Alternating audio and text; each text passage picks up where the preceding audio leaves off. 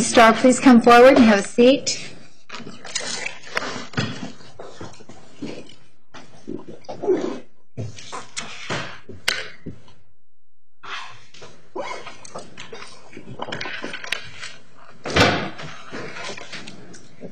Mr. Sammons, did you have any additional questions? Yes. Or are you finished? Okay. I'm done.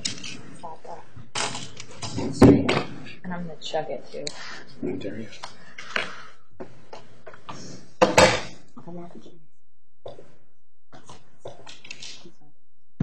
They're not gone.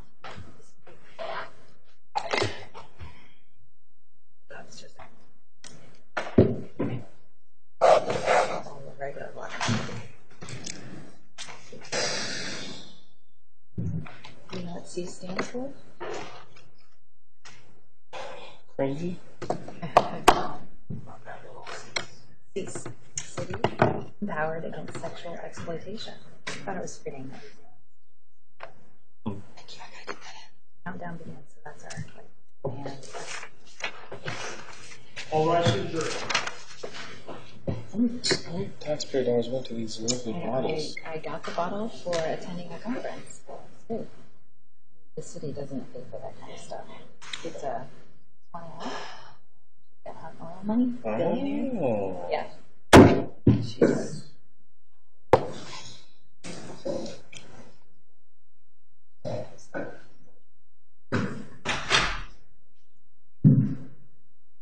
Please be seated. The record will show the presence of the jury, the defendant, and counsel. Ms. Starr, you are still under oath. Do you understand? Yes.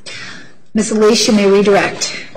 Thank you, Your Honor. Good morning. Good morning. Good morning, ladies and gentlemen of the jury. Let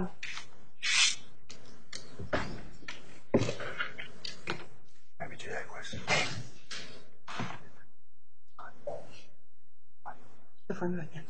So just before we move into we have a couple things we were going to cover, including the incident that happened that you spoke of yesterday. But before we leave the undercover recording, just a couple questions. In that undercover... Judge, I'm going to object. This is beyond the scope of my cross. I never covered this in cross-examination. Sustained. Okay. All right. Okay. So, concerning the session that you had with Mr. Clayton, did he ever speak to you of that there was a procedure he was supposed to follow before doing a ceremony with you? I don't believe so. So, let me ask you a couple questions.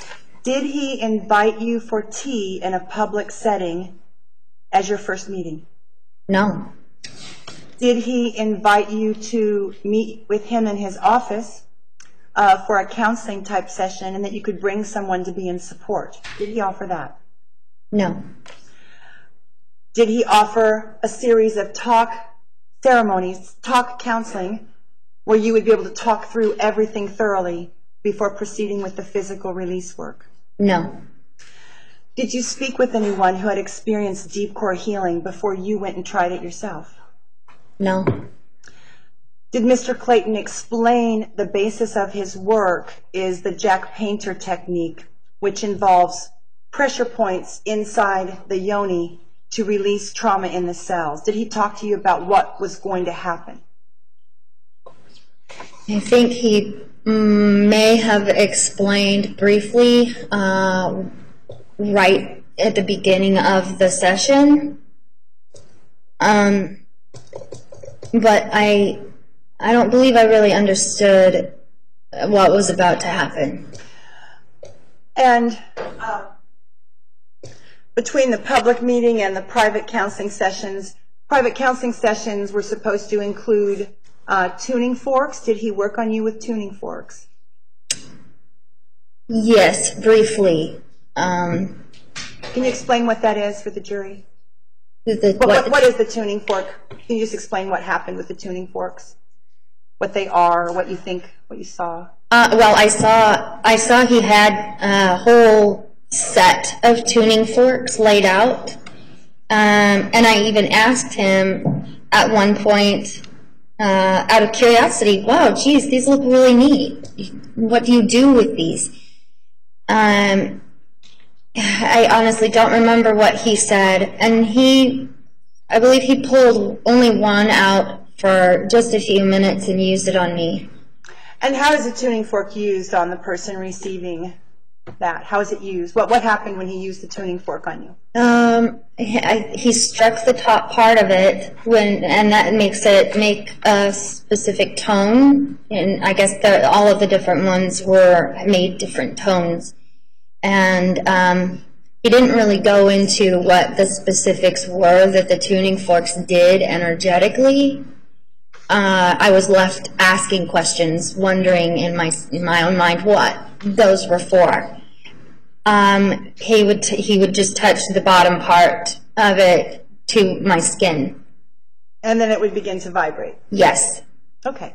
And to your understanding, this kind of vibrational healing has to do with the chakra energy centers. Was he touching one of your chakras with the fork or hovering over one of your chakras?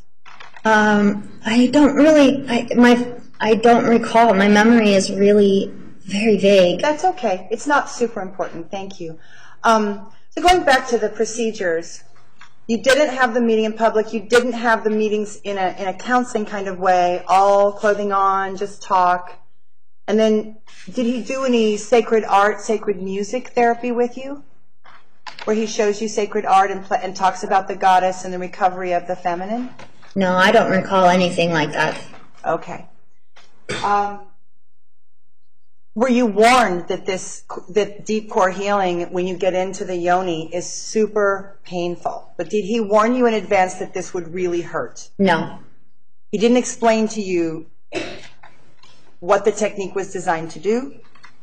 He explained to me that it would open certain blockages energetically, allowing the trauma from the past to heal in some way, and that was my general understanding of it.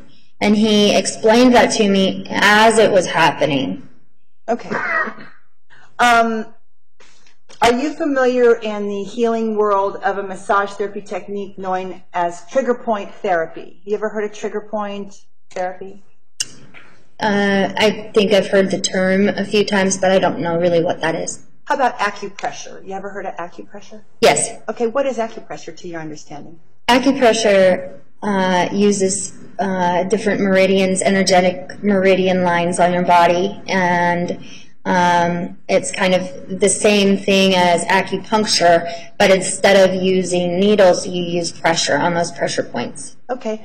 Do you have any understanding of why you would press and then let go on the body? It's okay if you don't. I just wondered if you've ever read up on that.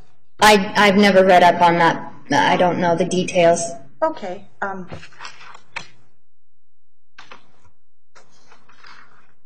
Have you ever heard of that the body has muscle memory, cellular memory? Have you heard that phrase? Yes. Okay.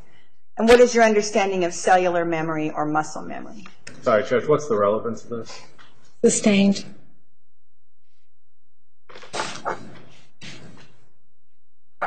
So this was really painful. Do you believe Mr. Clayton was attempting to use his technique to release stored trauma? Is that what he said he was doing? That's what he said he was doing. Okay.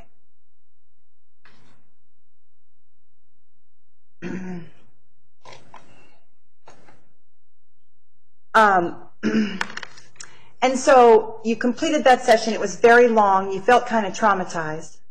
Yes. Then you left for a bit, and then just this morning you revealed to me you had a second ceremony with him, a second session? Yes. What prompted that? After the first session, I was in extreme pain, and it still felt as though he was still it felt the same way, the same pain as if he had been putting the pressure on certain points. And the pain just was constant, and it was excruciating. And after about 2 weeks of it, I went back to him and I said, "Can you please make this pain stop? I don't know why I'm in so much pain, but please make it stop." And so did he explain to you that there were layers and layers and layers of trauma to be released in your body? He explained that at some point. I think he was pretty aware that I had some trauma.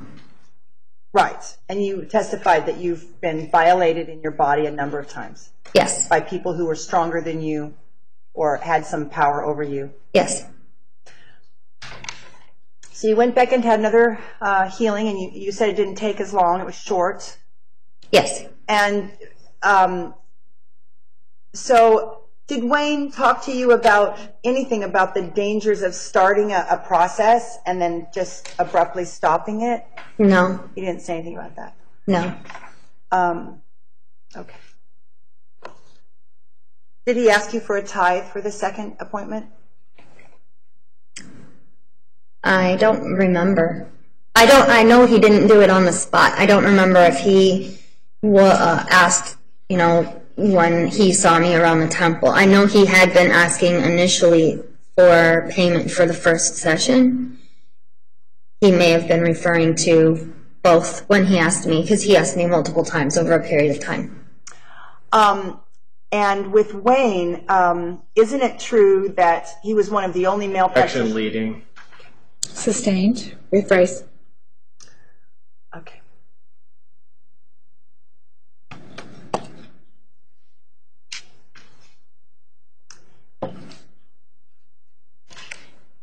Did Wayne ever let you know that the temple would give a donation to a healer who needed to be working with someone over a period of time? Did he mention that there was a way for the temple to sponsor his time?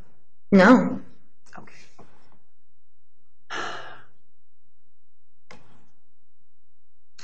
Did you tell anyone else that you had had this bad experience with the technique and with Wayne?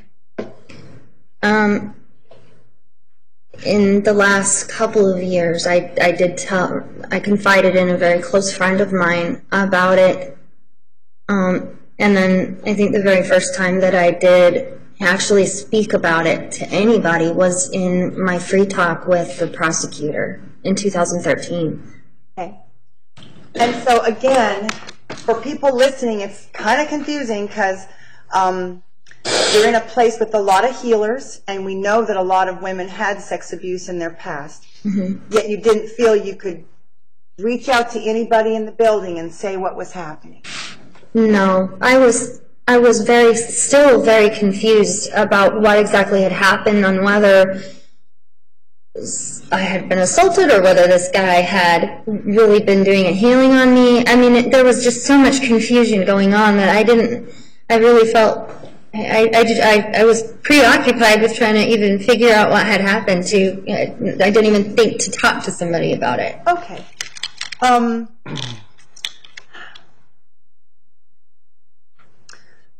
If you had yelled out for help, you were in the temple when this occurred? The first session, yes. One. If you had yelled out or got up to leave the room or anything could you have yelled out for help? Would that have been a possibility? There was nothing covering your mouth and you could have yelled out? Yes. Okay. And also, do you believe that if you just stood up and walked out of the room, said, I'm not doing this, and just left, do you believe that, Wayne would have chased you and tried to bring you back, or do you think he would have just let you go? Objection. Speculation. Did you have the ability to stand up and leave, or were you restrained physically? At certain points, I had the ability to leave. At other points, he was on top of me, and In what way was he on top of you? Because you said this didn't involve intercourse, so what was that?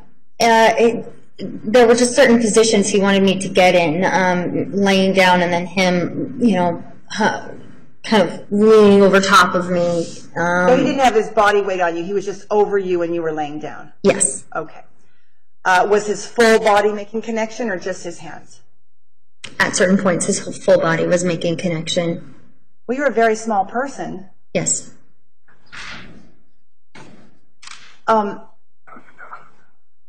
It's really difficult for me, but I have to get to, you come here to tell the truth today. Yes. And sexual trauma, rape, incest, those are real things in this world, aren't they? Yes. From your personal experience. Yes. So this injury that occurred, if it was a re-injury or an exploration of an existing injury, because do you believe that Wayne thought he was what he was doing was going to release trauma from your cellular memory. Did you Objection, explain? speculation. Sustained.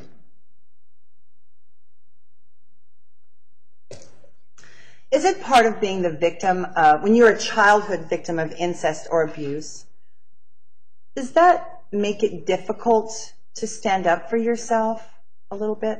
Yes. How? Why is it difficult if you've been abused to then speak to truth? In my case, I had been being abused in many, many ways since birth.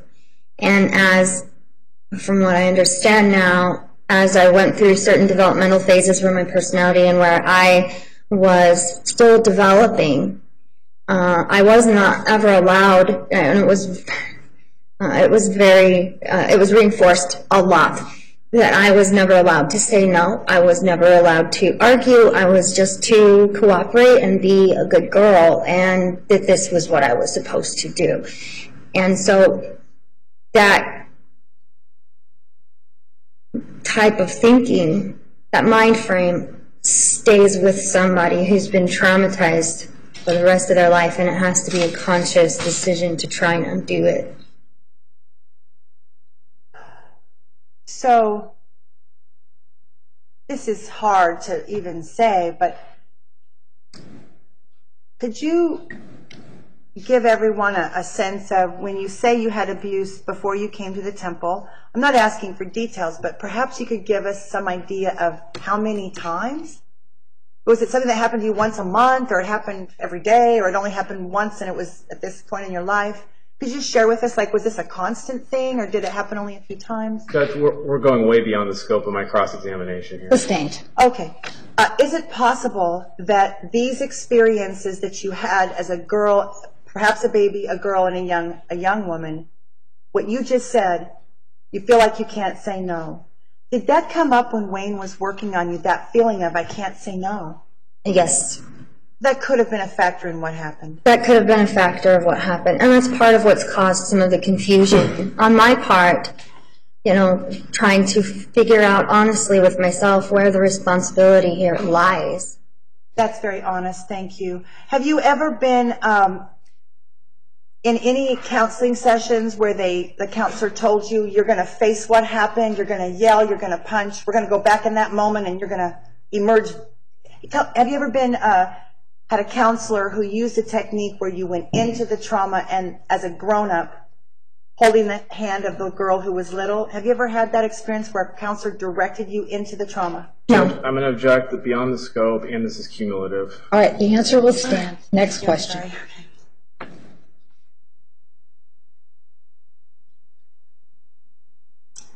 And then we're almost done. Thank you.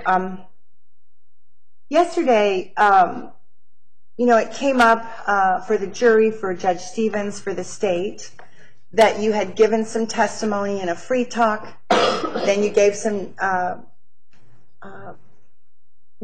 you talked also to people who were working with you to diminish your charges, work through the system, get this out of your life.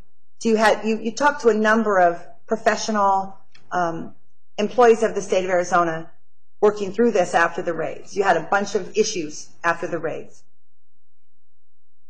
Legal issues to deal with. That's what I meant. Well, other issues, but you had to deal with custody issues? Yes, I did. Okay. And it's really uncomfortable.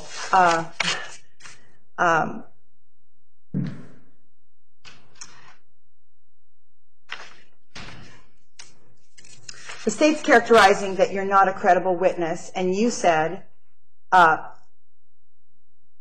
well, I'm not under duress today. I don't feel threatened today. Can you explain to me what was the threat that caused you to say and do things on a piece of paper that says this is true when you signed your plea agreement? What was the threat, Ms. Starr, that you felt you had no choice but to sign? Objection asked and answered. Sustained. Your Honor,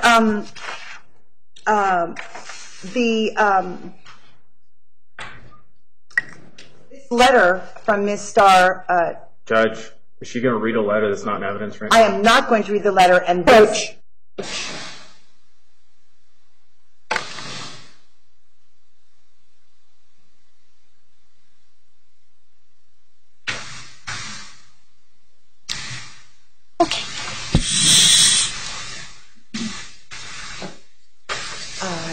Your Honor, the reason that we're getting into this, because I was really pretty ready to move on, is that they attacked her credibility and said, why did you change your story? And then she wanted to bring out this letter, which was the one that you found in your computer yesterday, that was filed April 2nd. The actual letter was dated the 1st. I don't know what day she appeared in court. But in that letter, she gives details of asking for discovery, asking for proof, then being told she couldn't access the discovery, then being told, if you don't sign this, they're going to get money laundering charges, being told by her attorney, I won't look at the discovery, you need to take a plea, then being told, if you don't take this plea within 1 year, your child will move from foster care into permanent care. And so that set a clock ticking, Your Honor, and this is not my story. I'm sharing the story of a woman who actually tried to fight back against these charges, and pretty difficult, unsurmountable odds. The attorneys in her life were not listening to her. They were not helping her. They refused to look. This is not the first person in this case that I've talked to that said that their attorneys refused to look at discovery and they should just take a plea. I've heard this from multiple people that used to be my friends. Judge, first of all, the court had ruled yesterday that this whole about threatening to have the child taken away in child custody was not to be gone into unless I opened the door. Miss Elise went into it anyways. So this never even should have come up. You challenged her credibility, Mr. Sammons. No, you were on direct examination, Miss Elise, when you brought this up. So I was not challenging her credibility. Yesterday you challenged her credibility. Okay. But she was a liar, and we get to refute that. You said you changed your story, Ms. Miss Elise, where are you going with this letter? The letter it explains in detail. You see, they just said that she changed her story, and she wants to say what the duress was, what was the threat, what was the duress. She wanted to fight the charges. This is a sequence of events where she was not allowed to fight the charges. And what she really wants to say, I didn't have a choice because it was take this plea bargain or lose custody of my child. And she brought in the letters. Where does it say that? Where does it say it's custody in the of child? Where does it say documents. You're talking about this letter. Where does it say that? Yesterday you told me I couldn't put the other documents in evidence. That's okay. You said you can't put them in. Okay. This is already in evidence because Judge Stevens has it in her computer. No. Actually, it is not in the computer. What was in the computer is a minute entry that shows that on the day that Ms. Starr changed her plea, that at the end of the change of plea proceeding, she handed me this letter, which was deemed by the court to be a request for new counsel. I had a conversation with her, which I do not recall the specifics. There would be a transcript, but I don't recall what was discussed. But the minute entry reflects that the issues raised in this were no longer of concern, and so I handed the letter back to her. This letter was not made part of the record, and it was deemed withdrawn. Her request for new counsel was deemed withdrawn because she but the counsel, this was the counsel she was trying to fire and had been blatantly clear she was unhappy with. So did the counsel hand you the letter, or did Ms. Starr hand you the letter? Well, I don't know who actually handed me the letter, but Ms. Starr brought up the letter, and I had a conversation with Ms. Starr about the letter. And with regard to this, what she was asking was for new counsel because she didn't have an opportunity to consider the plea. She was given the plea. I don't remember. I didn't participate in that, but apparently whatever happened prior to her entering the plea resolved whatever issues she had because she did not ask for new counsel after she entered her plea. Right. But the underlying truth is that she was given documents by Child Protective Services that said, if you do not resolve these legal issues within 12 months, permanent custody will be given to someone and you will see your child when he's 18. Okay. And that's what she wants to say. Well, and it runs to credibility of the witness because they said, hey, you changed your testimony, and we're like, here's why she changed her testimony. To characterize that as a threat would be inaccurate. What they were doing was informing her about the law because the law is very clear and they wanted to make sure that she understood what I understand that, Your Honor, but to the woman, to the mother, the woman who wanted to keep fighting on, she did not feel she had a choice, and that's just true. Well, if you want to ask her about her motivation, but to characterize it as a threat. And I do want to move on. I'm trying to honor her experience. Thank you.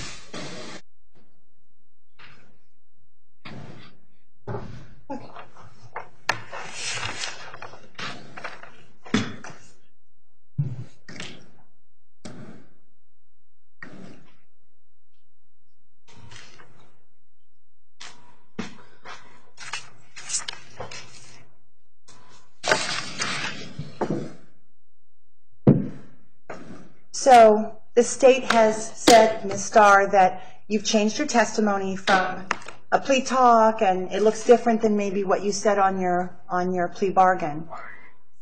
So can you tell us, please, very clearly, why did you take a plea bargain that at some level you felt was not true?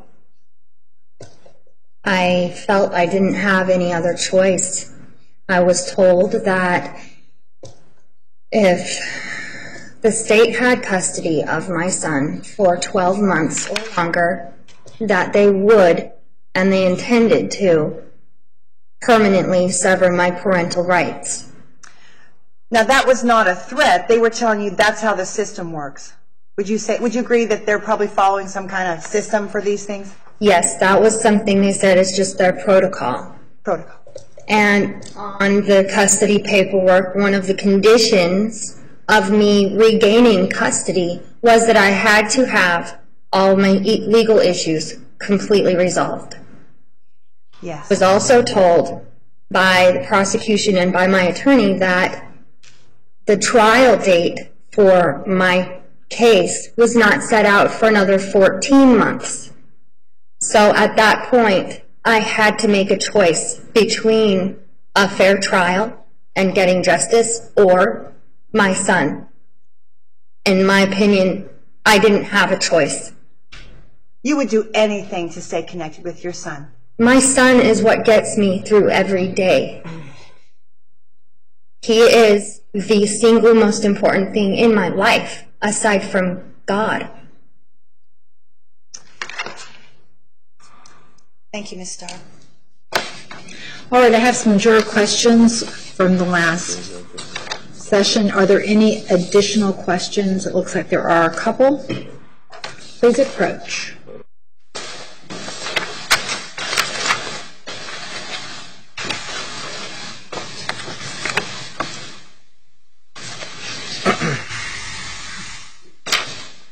All right, so we have 85 through 91. Any objection to these questions?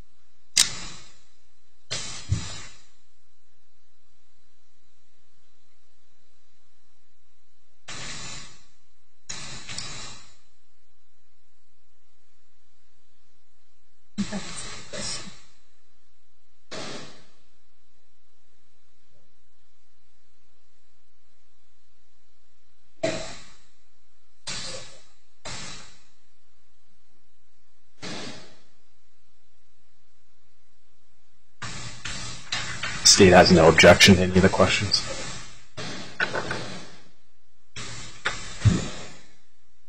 I have no objection. Have you seen all of them? I have never fine. All right.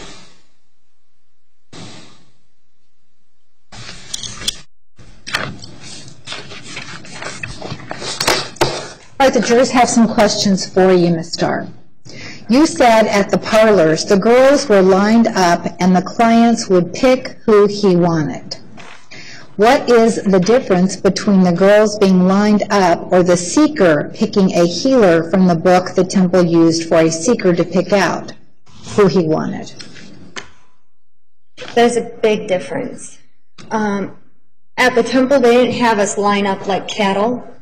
There was an opportunity to present ourselves on the website, listing our specific skills, things that we specialized in, different techniques that we knew about and how. And so, you know, when somebody comes into a massage parlor, they're just looking at you like a piece of meat.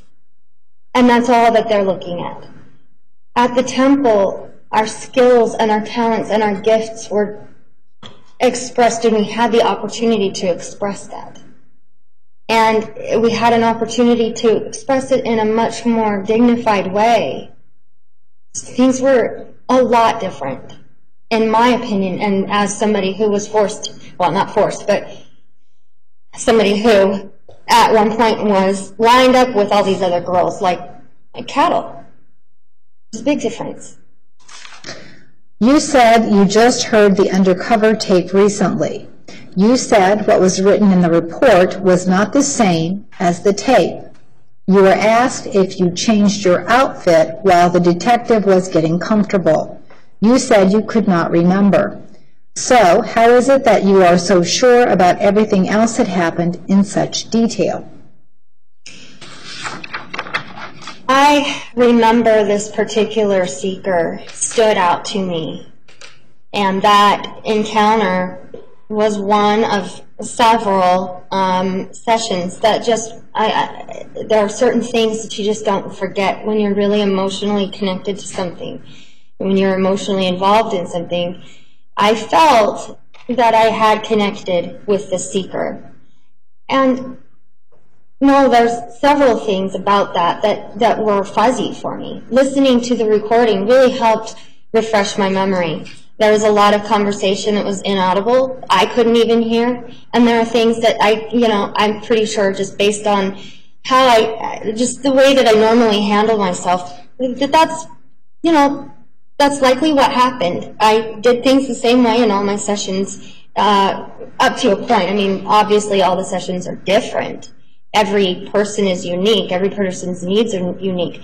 But there are certain things, certain lines that I just told myself I'm not going to cross. And knowing myself and knowing that I always stuck to my personal rules and that I never crossed those rules, I can say with confidence that certain things happened and certain things did not happen.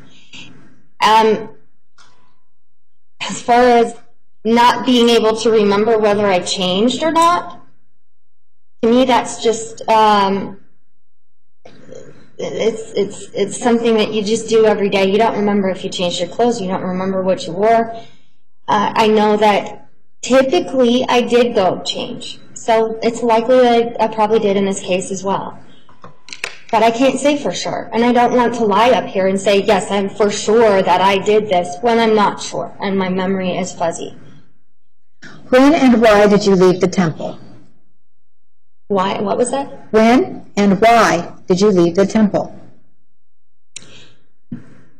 I began at the temple, I believe, at some point in January, and I left the temple probably the middle portion of March in 2011.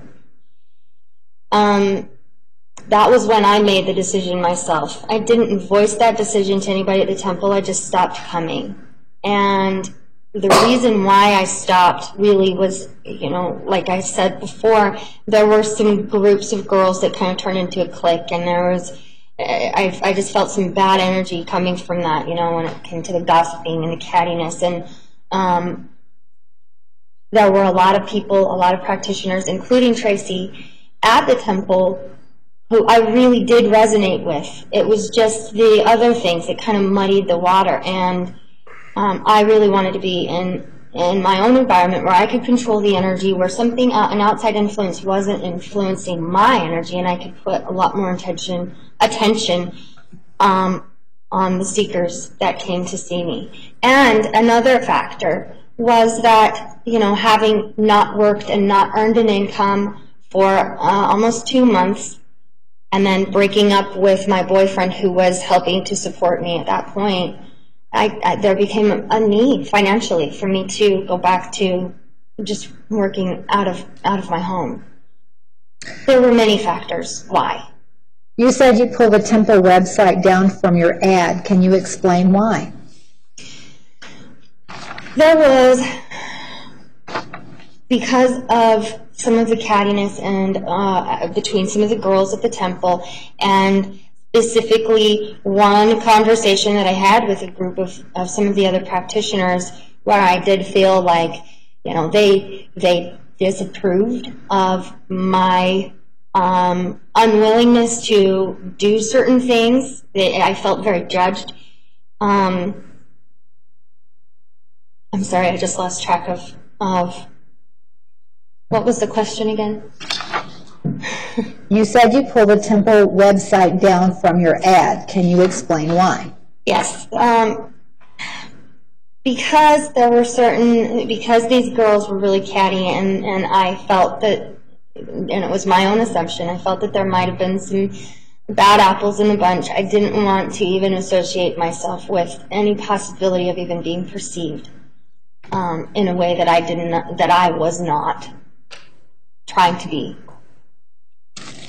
So I've eventually, and also because I wasn't really practicing at the temple anymore, so it would kind of be deceptive if I said that I was. Miss Elise mentioned previously that her son had a relationship with a practitioner. Ms. Starr, you mentioned early on in your testimony that you had made a connection with the practitioner Ben Wade. Did you have a relationship with Mr. Wade, or are you in a relationship with him now? No, we've never been in a relationship. We're not in a relationship now. There was a point where I kind of had a crush. We did some flirting back and forth. There was some chemistry between us, but there was never an official relationship with him. I never got an opportunity to really get to know him very well, beyond just being somebody that I saw at the temple. How has your medical condition affected your memory? I think it probably has, to be honest. Hypothyroidism is known for affecting your memory and affecting several things. So, yes, I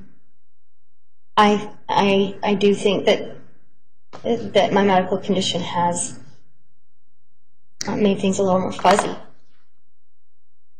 You stated you had a session with a seeker in the water chamber. You said he needed a healing because he had problems walking. After the session, was the seeker able to walk out of the temple with no trouble? If your answer is yes, he was able to walk with no problem, would you be telling the truth? My answer is no. And if I said yes, no, I would not be telling the truth.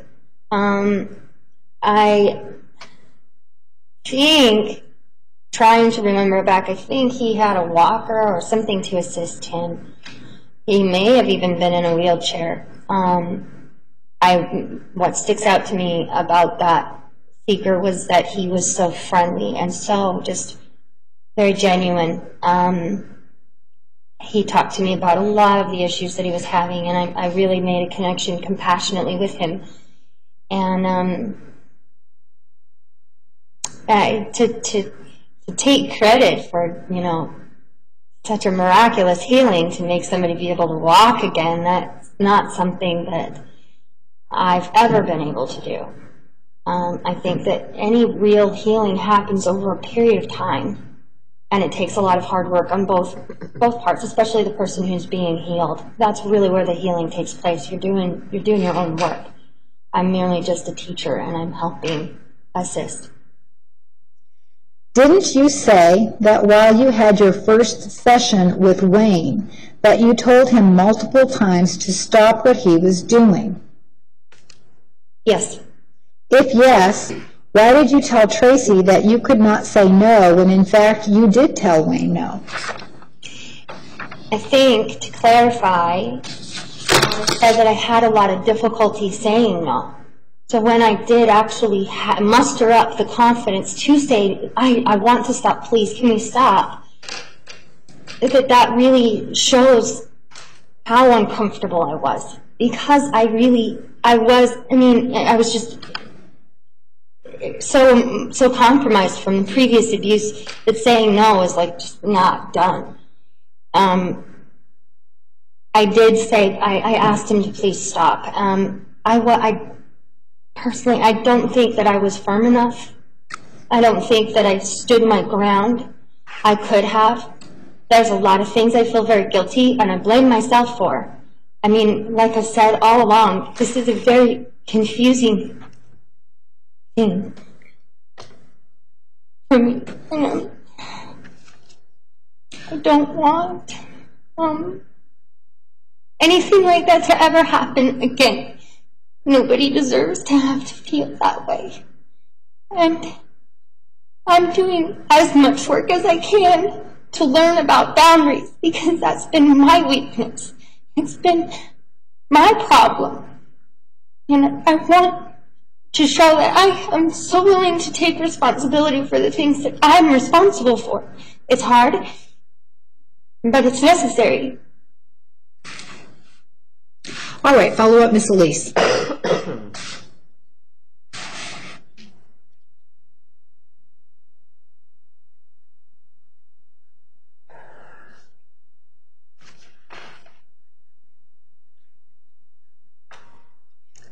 So it's your understanding from conversation that Mr. Clayton developed deep core healing because he was sexually abused by his family, someone in his family. It was my understanding, yes. So when you were presented with this opportunity to be sort of in danger and then say no, even as it was happening, you must have felt very betrayed by another abuse victim. The feelings of betrayal did not come out initially. They came out in the weeks, months, years afterwards. What I felt in the moment was that it was my fault, that I was doing something wrong, and afraid that, oh my gosh, I can't say no. I can't say no. I'm not allowed to say no.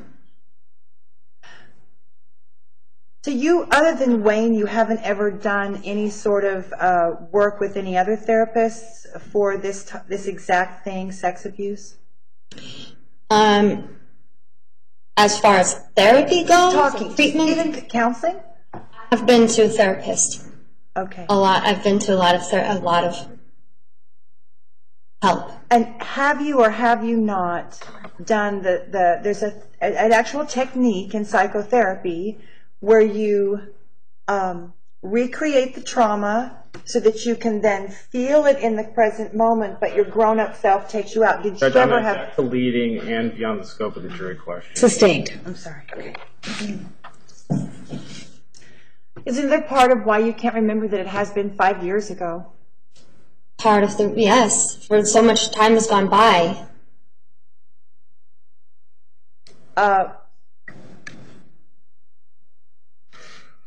Is it your understanding, we're speaking about the moment with Ben, the healing with Ben, isn't it true that part of what the temple does is offer people a safe place to have a magnetic exchange that then has no attachments? It's just a healing in that moment and you both let go. Isn't that part of what the temple does? Is those moments of magnetic connection and then it's over because the ceremony's over? You know, I that's a difficult one to answer, because I know how I did things, and I don't really remember what the temple's policy was. I just remember that, you know, as actually when it came to me and my seekers, I made an emotional, compassionate connection, and that's something that I don't think you can naturally really let go of. Some of it stays with you. You make a connection and a bond. It's not something I could really disconnect. Forgive me, I may have rephrased.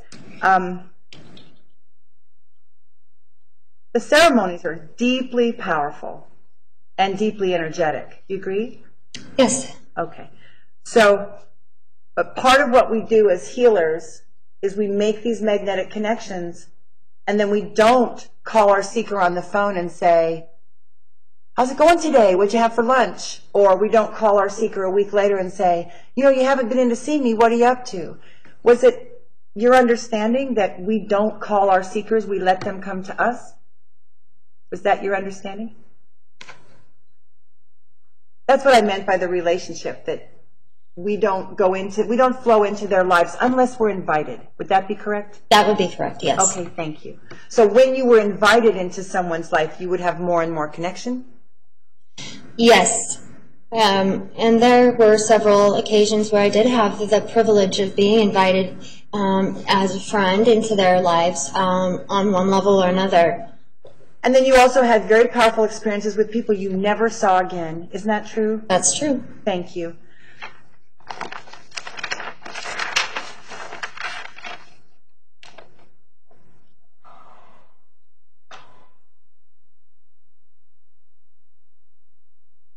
You spoke of bad apples just now. Using temple names, would you give me an example of who you thought of was a bad apple?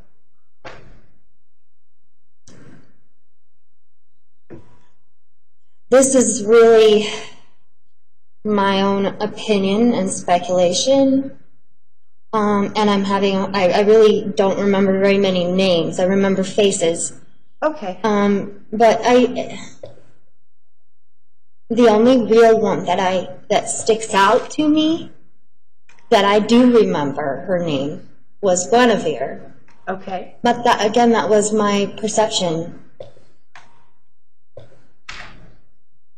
No, thank you. That's okay. That's fine. And you understand Guinevere had an escorting background? I did. Okay.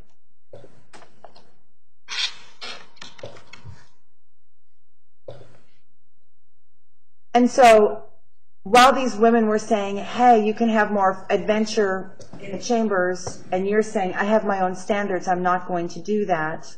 And you said they actually teased you or something about that? Made you feel Yes. bad about setting your own standards? I got some dirty looks, I got some scoffs, some laughing, more questions like, for example, like, you really don't, like, come on, you really don't, you know. Isn't And it true that the temple had a number of practitioners who were hands only? To your knowledge? to my knowledge, there was only one That did, okay, let me, that did hands only. well, but you didn't know everyone's practice. No, I didn't. And so that was your perception. That was my perception. Isn't it true that whole body healing and escorting are two completely different categories on Backpage? Yes. And isn't it true that people came from both of those streams for healing and education at the temple? Objection leading. Sustained.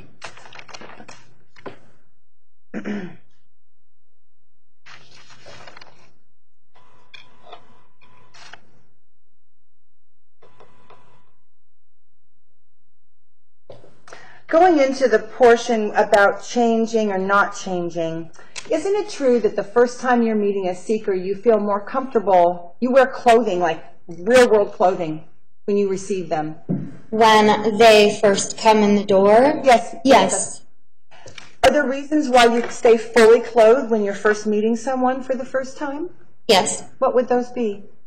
That I'm still trying to establish a vibrational connection with them, that maybe in some way I don't quite feel comfortable yet.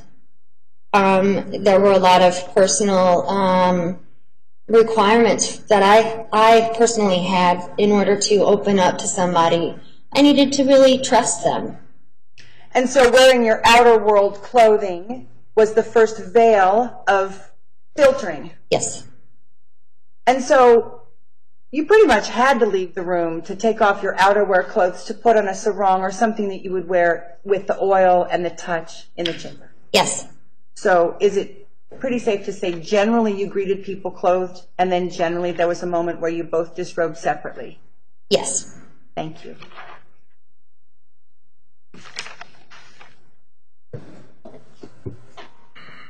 When you were speaking of that at the massage parlor people chose based on appearance and maybe that magnetic connection in the moment, and that you preferred to work in a way where people could see gifts, things, modalities, approaches to healing.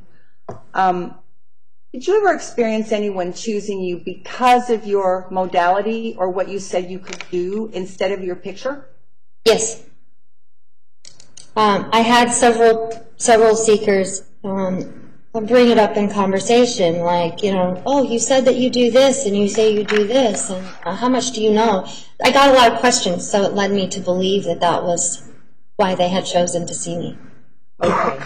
So, in reality, the other places, the strip club and the massage parlor, it was really a red ray focus.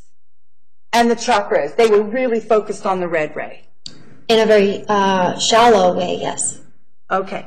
And they weren't really addressing love, they weren't addressing sharing truth as humans in this massage parlor and the strip club. For the most part. You might have a random true connection in those places. You might find a random true connection at the Yes. strip club or the massage parlor. Yes. But the general flow was for men wanting to connect in the Red Ray, give some money, and be gone. Yes, again, in a very disconnected. I mean, the Red Ray itself embodies a lot more spiritually than just any kind of physical act, and that's what I wish to be known, is that, you know, even when specifically saying Red Ray, they came for specific acts. Okay.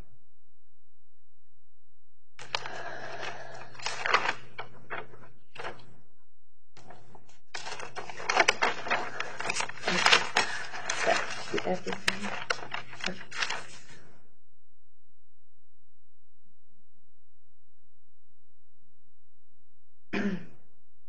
Thank you, Ms. Starr, for your truthfulness today. I'm complete. Thank you. Mr. Sammons, follow up. Did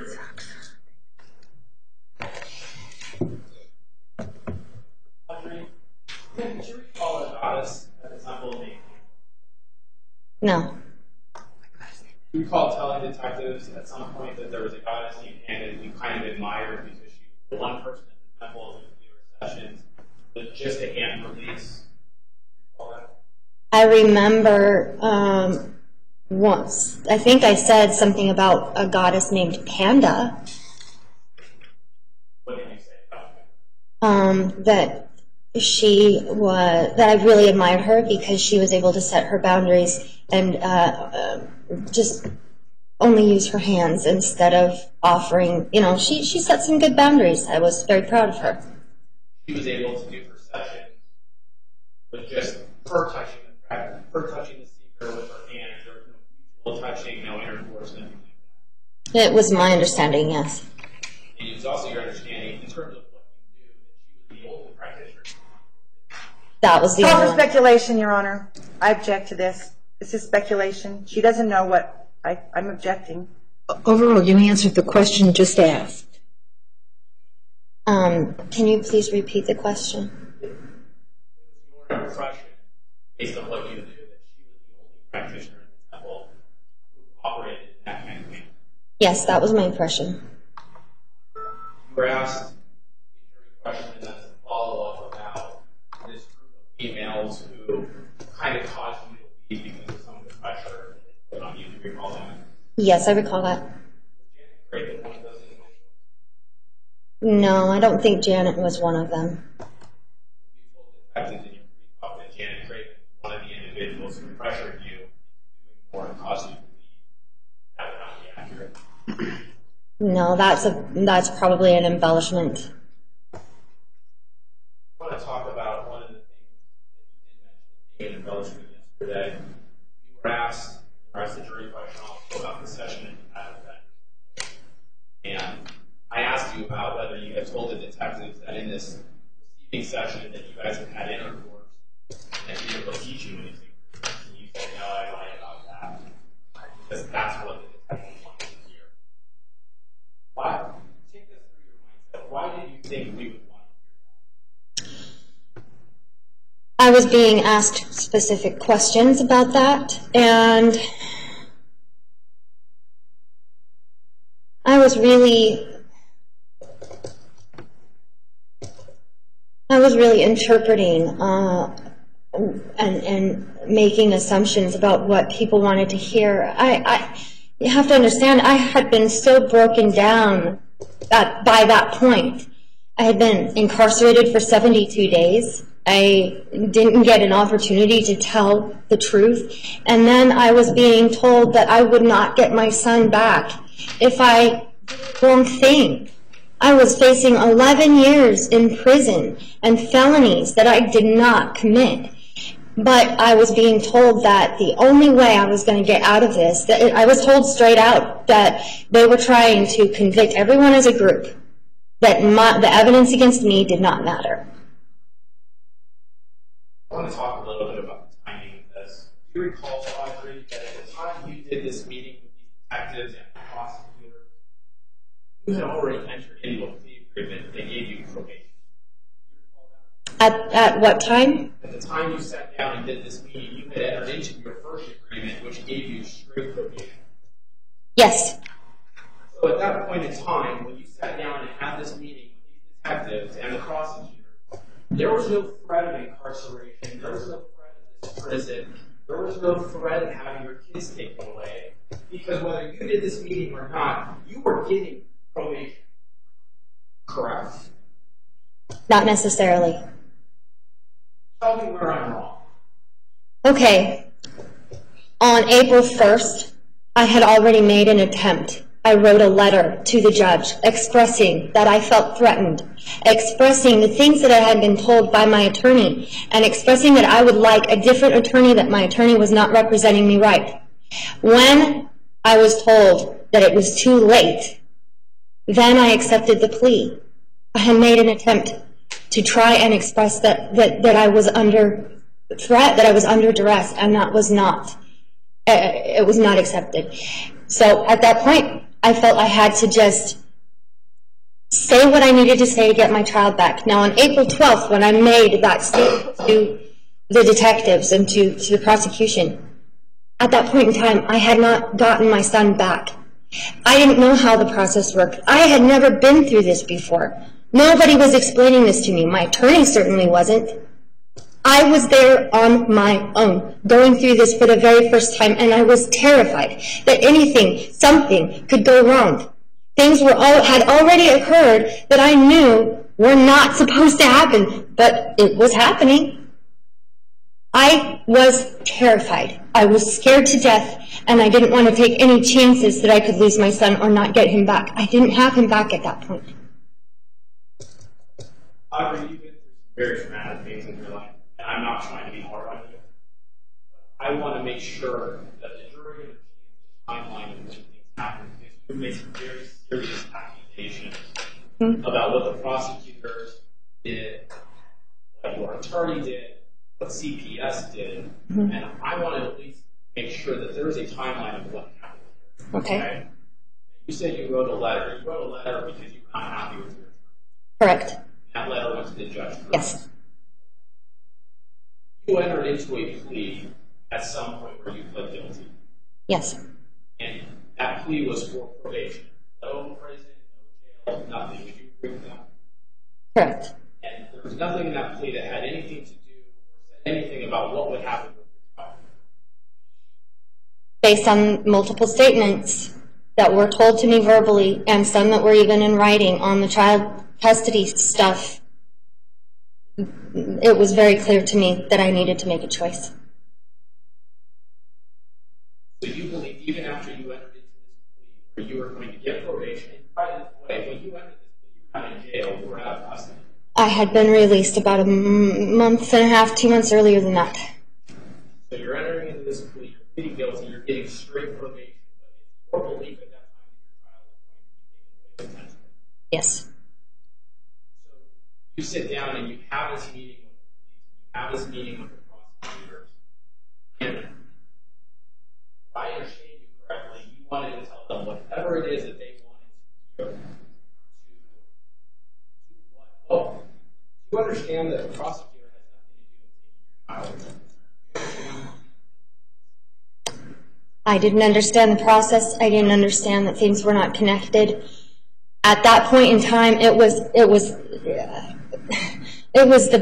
doing the very best that I knew how to do.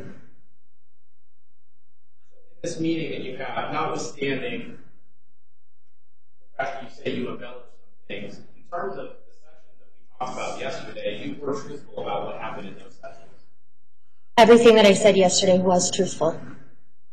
Including the part where we talked about the session you had with some of the secrets. Yes. And just so it's clear, too, in terms of the end result, as you sit right now, you ended up being sentenced to no incarceration. That is correct. It was a felony for a certain time, and then it was knocked down.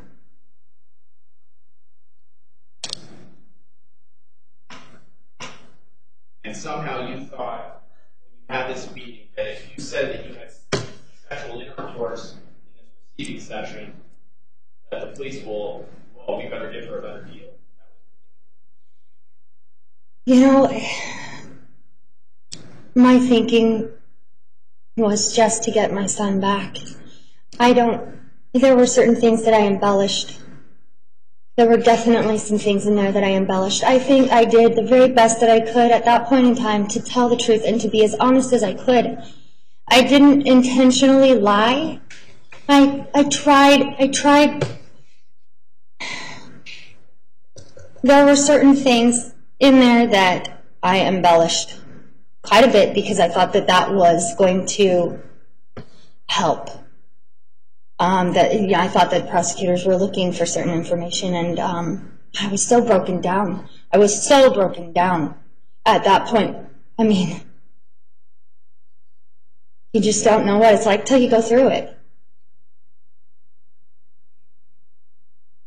Please ask you a question. Follow-up question about, was it the temple a safe place where you have a healing? A different question.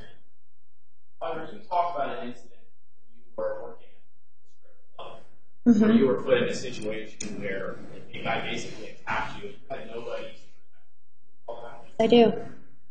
You would go into these transformation chambers at the temple with men who you had never met before, who you had no idea who they were, didn't necessarily even give you a true name, and some of them just wanted to have sexual intercourse with you didn't want to do. Was there anybody there to protect you if somebody attacked you? Yes. There were people right outside the door. They would be able to hear me if I was screaming. And then Somebody was outside the door in case you needed help. somebody wasn't standing guard outside the door, but there were people in the building, lots of people in the building. So I was confident. I felt a lot safer there. And at the same time, I felt I was in a church and that I was being protected by God, by the goddess. I felt I was being protected. And I felt I could protect myself if I needed to, a lot better than I could in a club setting. Last question I have, or I want to follow up on, is you were asked about this session with. Yes. And I asked you yesterday a little bit about how you healed him. And my recollection, and please tell me if I'm wrong, is that your healing of him was that you gave him touch that nobody else was giving him in his life, and then you also talked to him about some emotions. Yes. Would you agree that in your mind, when you say you healed him, that's kind of what you did? Yes. You agree with me, Audrey, in terms of the talk part of it, talking with him about his issues, maybe talking to him about things that other people wouldn't. That in itself doesn't involve any form of sexual act. No. In terms of the touch part of it, you indicated that you said he masturbated in front of you, but you touched him, and that's something he couldn't get anywhere else. Mm-hmm. I don't mean to be disrespectful, Audrey, when I ask this, but how is that different? Is that any different when a guy doesn't get touched with anybody else, goes to just a regular prostitute? Is that what my guys goes to prostitutes? They can't get touch or sex or whatever from somebody else. So, in a way, isn't any prostitute a healer? That's a complicated one to answer. No, and yes. Any prostitute could potentially be a healer. If somebody's going there with the intention, I mean, there are seekers that will go to a prostitute for healing, for touch, not knowing that they are seeking certain types of fulfillment subconsciously. And there's also a huge difference between a prostitute and a healer. The difference is that a healer's intentions are already set. They know where they're going as far as the energy. They have a lot more experience as far as, other modalities, and being able to implement that into a session so that it's not just specifically about one specific act. A lot of the people, I remember when I was working at the massage parlors, that it became very obvious to me that they were hurting, that there was some things that they needed, and somebody who's into prostitution probably couldn't fill those needs unless they had a gift and were, doing their own form of healing. So that's a very difficult question to answer. I can't say that there is a difference and then there isn't a difference. All right, Ms. Starr, you may step down or excused. Ms. Elise, you may call the next witness. Thank you, Your Honor. The defense calls Tracy Elise.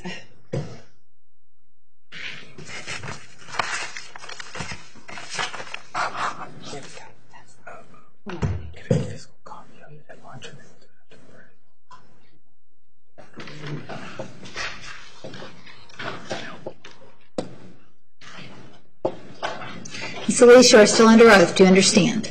Yes, Your Honor. Thank you. Delighted to be so. Mr. Green.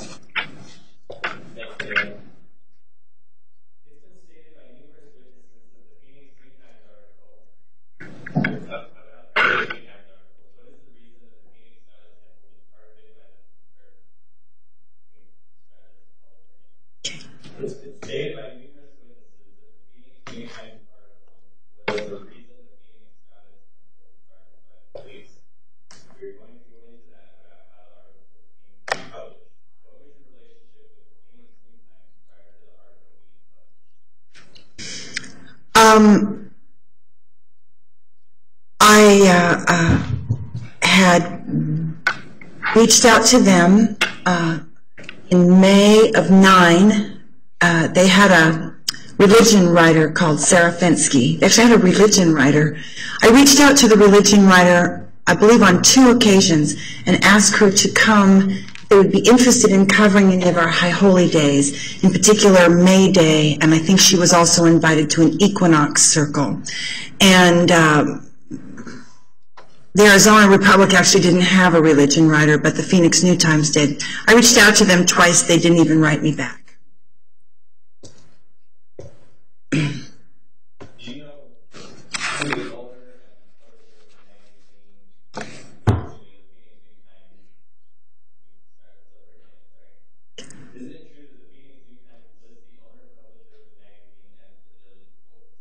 Yes, it's on the masthead. You can see who owns it by reading the masthead.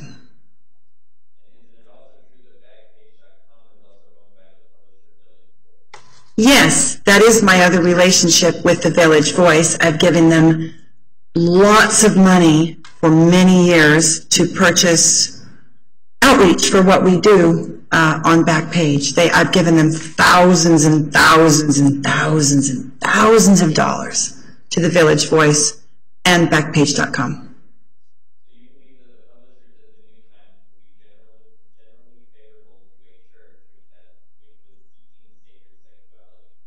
Yes, I actually saw them as kind of an ally in what we were doing. They were fighting for the free speech to have those ads.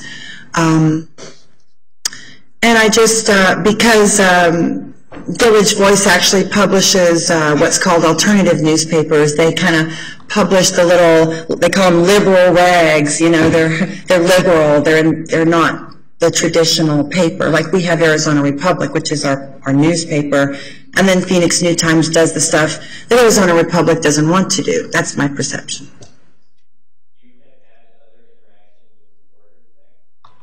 Yes, after I reached out to Sarah Fensky, the religion writer at Phoenix New Times in '09 and '10, I was contacted by a writer there. He's an investigative reporter. He writes a column called The Feathered Bastard. Excuse me for saying that, but that's the name of the column. Tells you something about Phoenix New Times. They're kind of saucy. And he said to me, there's a statue. You may overrule. You may continue. Thank you, Your Honor. I'll try to be brief.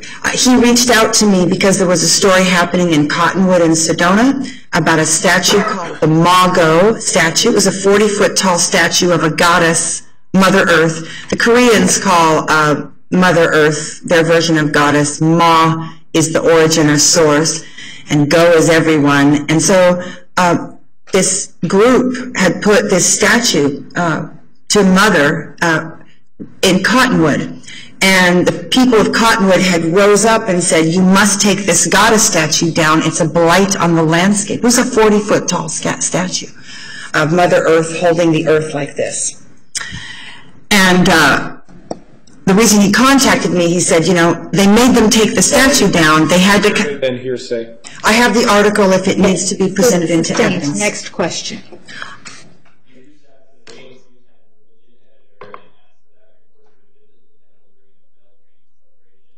Yes, I'm sorry, I just answered that, yes.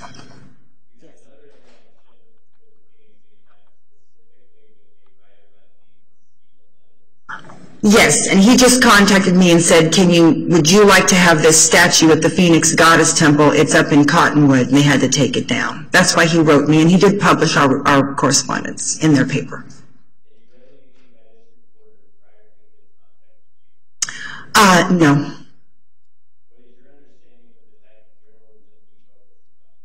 He's one of their lead investigative reporters. Okay. Sustained. Next question. He thought that it was kind of funny and strange and sad that there was a 40-foot tall statue of a goddess and they had to take it down. And he said, don't you want this statue at the Phoenix Goddess Temple? I thought he was kind of joking. I wasn't sure, but I did talk to him about it.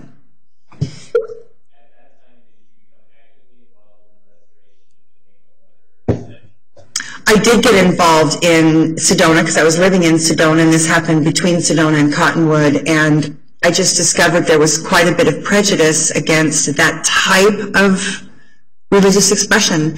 And I did look into restoring it, and I was told that there was no way it was going to happen because the place where it was located was directly across the street from a giant cathedral, a Catholic cathedral. And the Catholics didn't want it there. That's what I was told.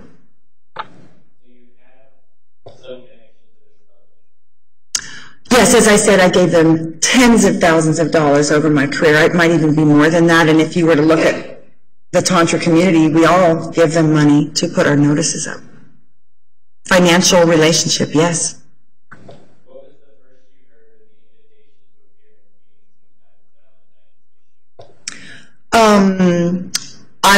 I received an email.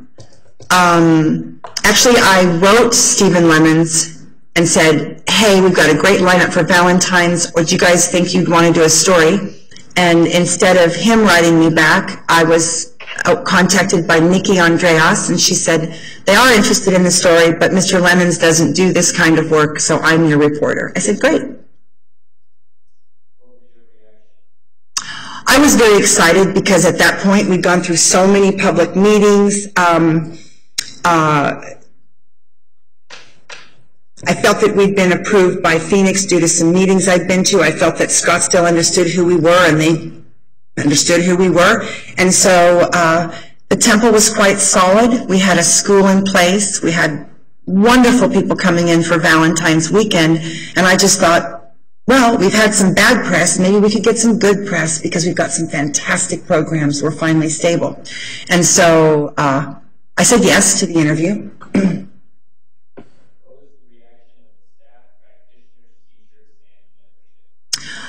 We actually felt like when they said yes, they would do a story for the Valentine's issue, we actually felt like we were crossing, how did they say, crossing the Rubicon, crossing into the promised land. We thought, this is it. The powers that be know who we are. We've taken all these meetings. We've been here for 3 years. Sedona Temple's been there for a while. We really thought that this was it, that was a coming out for the Phoenix Goddess Temple on Valentine's weekend, and we actually planned very specific things for single people who are lonely at Valentine's, where they could have mixers, and we planned some amazing things for committed couples to come to that weekend. And we were so excited. So excited. If you see the pictures in the newspaper, everybody was wearing red, pink, white, and black. And if you see the pictures in the article, you'll see how happy everybody is in those pictures. And then you read the words and you're like, whoa, those pictures don't match the words.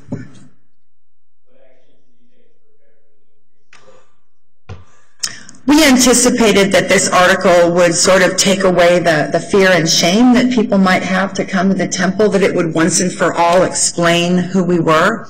And we knew that the need for what we're doing is so huge for women in restoration and for men in education. We just thought we were about to we were so excited. And we actually, that's when we changed the entrance to the other end of the building. We created better greeting programs. We were initiating a hostess program so that there was a hostess on site, so that any time someone just came in and said, tell me what's happening, that they would be able to give a little talk and a tour at any time. So we actually added someone, and it was Marcella Saavedra's cousin, I believe, came in to be the hostess, and she was training that would be a permanent position, that she would be available X number of hours, and she would always just be there to talk to people who wandered in.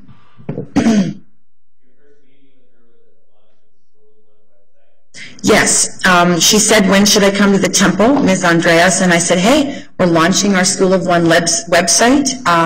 It happened to be 1-11-11, so it was all these ones, and some of us like numbers, and we're like, this is great, this is a portal. And she agreed to come to the website, the launch of the School of One website. And she did attend that event.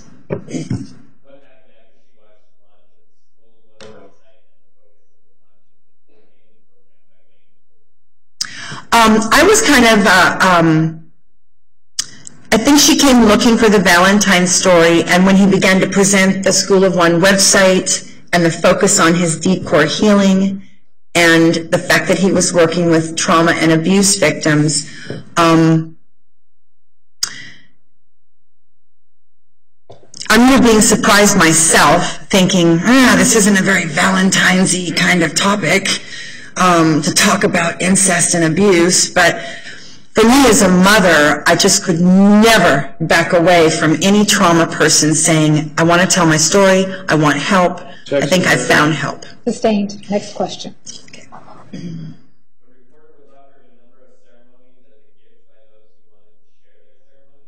Yes, there were a number of practitioners at the launch party for the school website, and it was actually a party, and it had a summer theme, and a number of women came up to the reporter individually and said, Layla Swan said, I would like to do a holy water immersion with you. Now, this woman was very clearly a lesbian woman, and I say that because of conversation, and also that she was kind of dressed as a man. I have a gay son, so no biggie there. But it was, I asked her if she had a partner, would she like to come and do some couples work? She said yes. I said, is your partner a lady? She said yes, and she smiled. And then I said, well, I have a number of bisexual practitioners, women who love women in their private lives as well as a guy. I didn't have any straight-up lesbian practitioners, but we had some bisexual practitioners. And since our religion's about energy, it would only be authentic to place this woman who's a lesbian with a woman who actually loves women in her private life. So she was approached by Juliet, offered a whole body healing, couples and magnetic touch. Layla Swan offered holy water immersion. Leela Sullivan, I believe, offered some Kudeshka, Native American ceremony. There was one other. She was offered a number of ceremonies, and she said she could do them. We said, you can do all of them. They're gifts. We want you to understand what we're doing. So we were pretty excited when she left the party, because she said, I'm going to talk to my partner, and we'll get back to you about scheduling these ceremonies.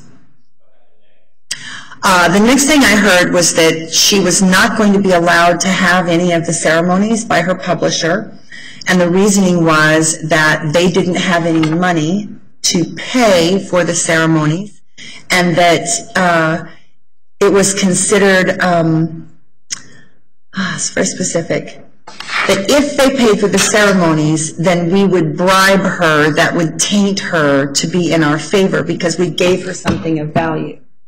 And that their policy was that we could not gift her with these ceremonies. Then I said, it's our policy to give these ceremonies. It wouldn't be the first time that somebody gave a ceremony without receiving something back. And they said, no, there's nothing in our budget to give money for these ceremonies, and she may not accept these gifts. She can watch a ceremony. And so that's what I heard. She could not do them, but she could watch one. And then I thought to myself, well, we don't let people watch ceremonies, but okay. I remember thinking, well, that's not good, that she can't have one.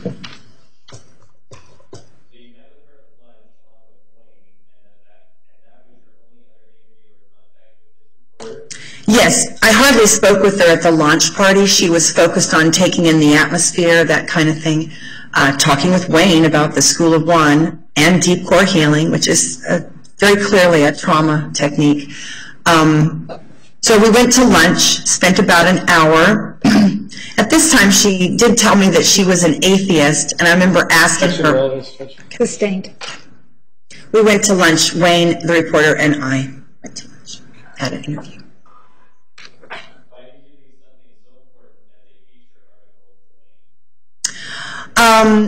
Temple was expanding rapidly, and I was focused on big picture things, and it was important for everyone around me to feel that what they were doing was as important. It wasn't just Tracy's show, and it was very important to me to trust the people who were in the departments, and Wayne was leading a school, and leading the school, and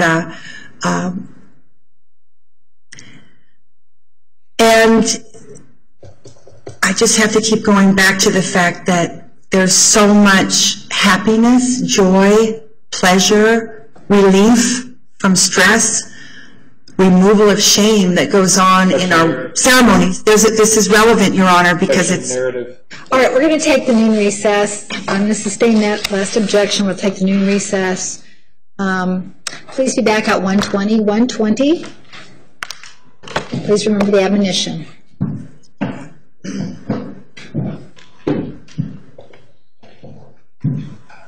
All rise for the jury.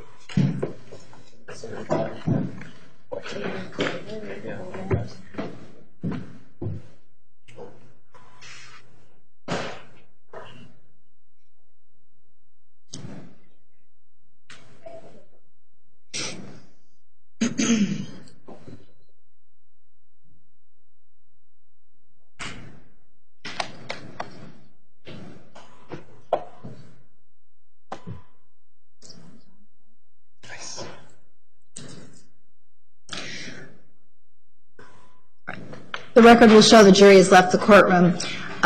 Ms. Elise, I know you're drafting questions. Yes, Your Honor. I know you're drafting questions for Mr. Green to ask you. A lot of the questions give you an opportunity to make a narrative statement. You need to be more concise in your questions, ask very specific questions rather than just expecting to be able to speak for 5 minutes in response to a question, because the state is objecting to the narrative form of your responses, and that is a legitimate concern.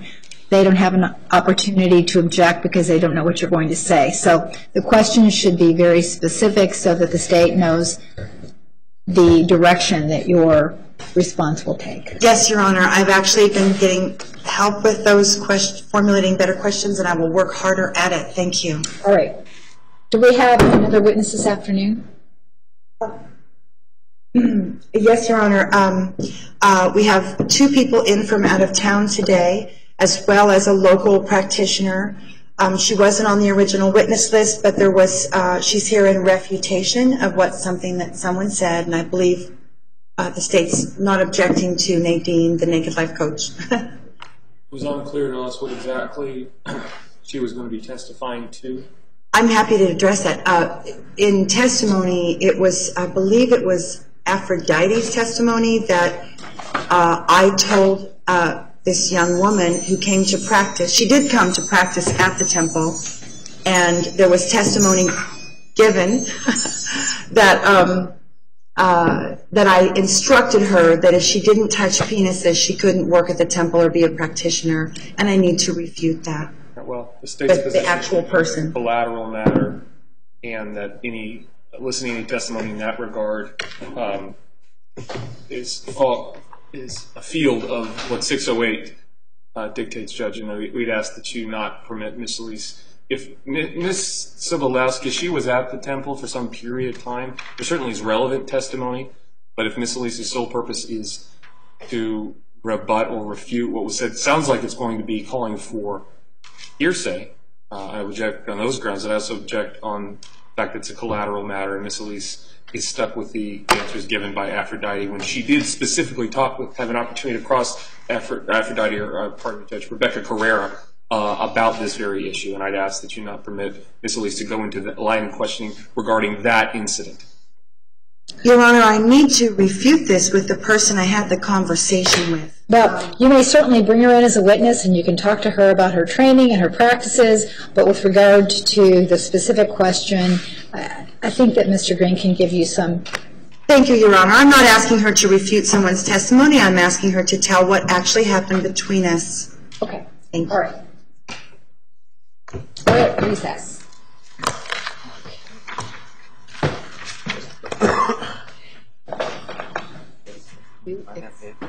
Pretty sure you're over.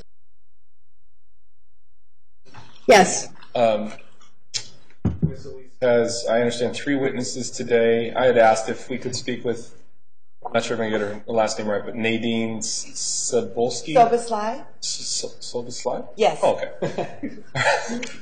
I'd asked if we could speak with her beforehand. We had an opportunity to interview her. Ms. Elise said that'd be fine. She just showed up. So Ms. Elise is going to do the other 2 witnesses, and then, again, we do not need much time, 10 minutes tops, to speak with her. Great.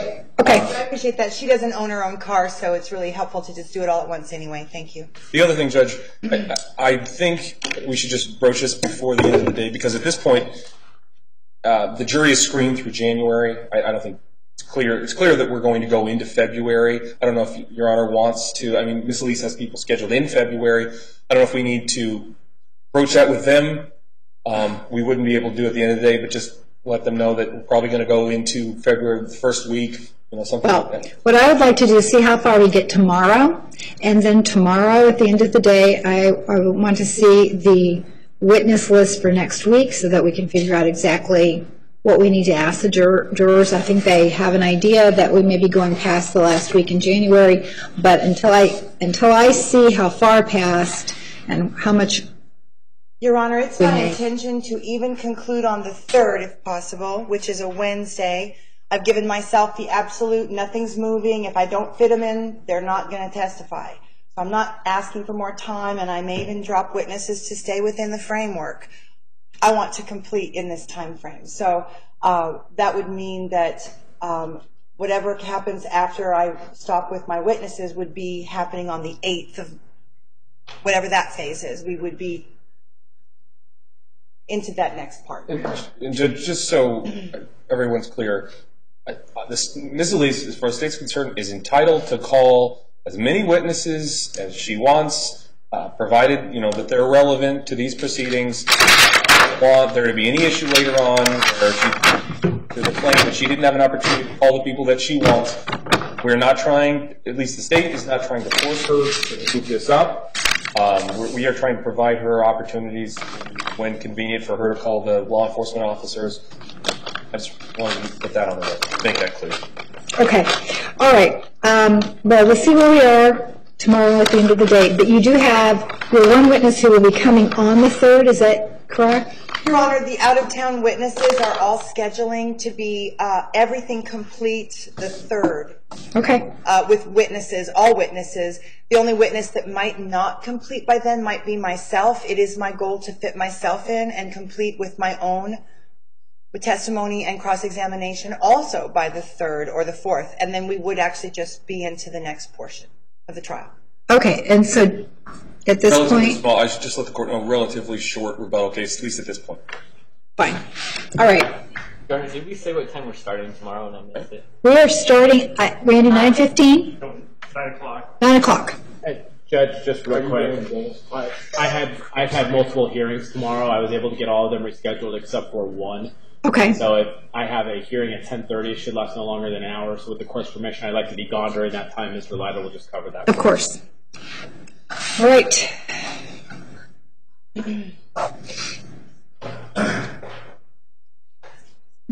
We Casey, who's here tomorrow?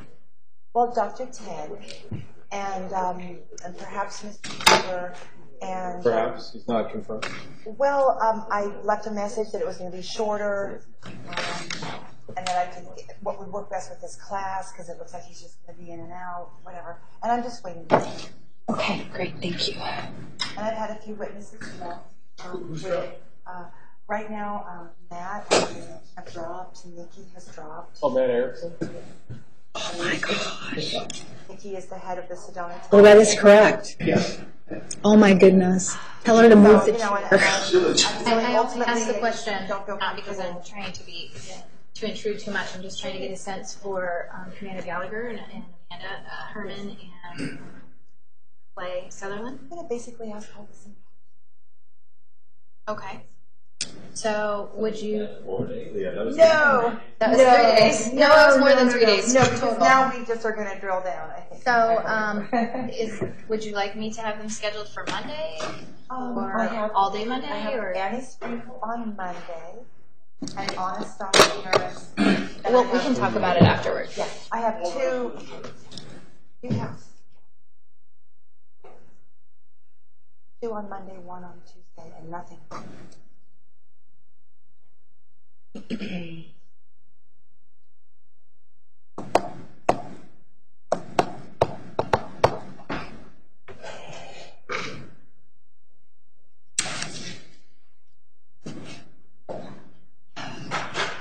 Please be seated. The record will show the presence of the jury, the defendant, and counsel. Ms. Alicia may call the next witness. Thank you, Your Honor.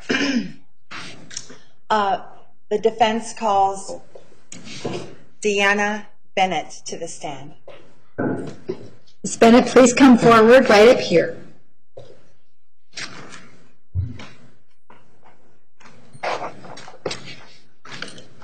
Spell your first and last name for me.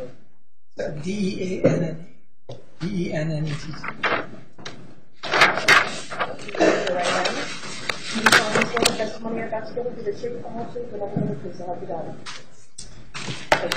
Please walk right around here and have a seat.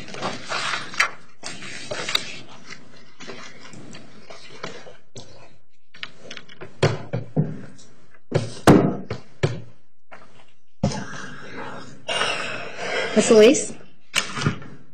Good afternoon, Ms. Bennett. Thank you for traveling to be with us today. You're welcome.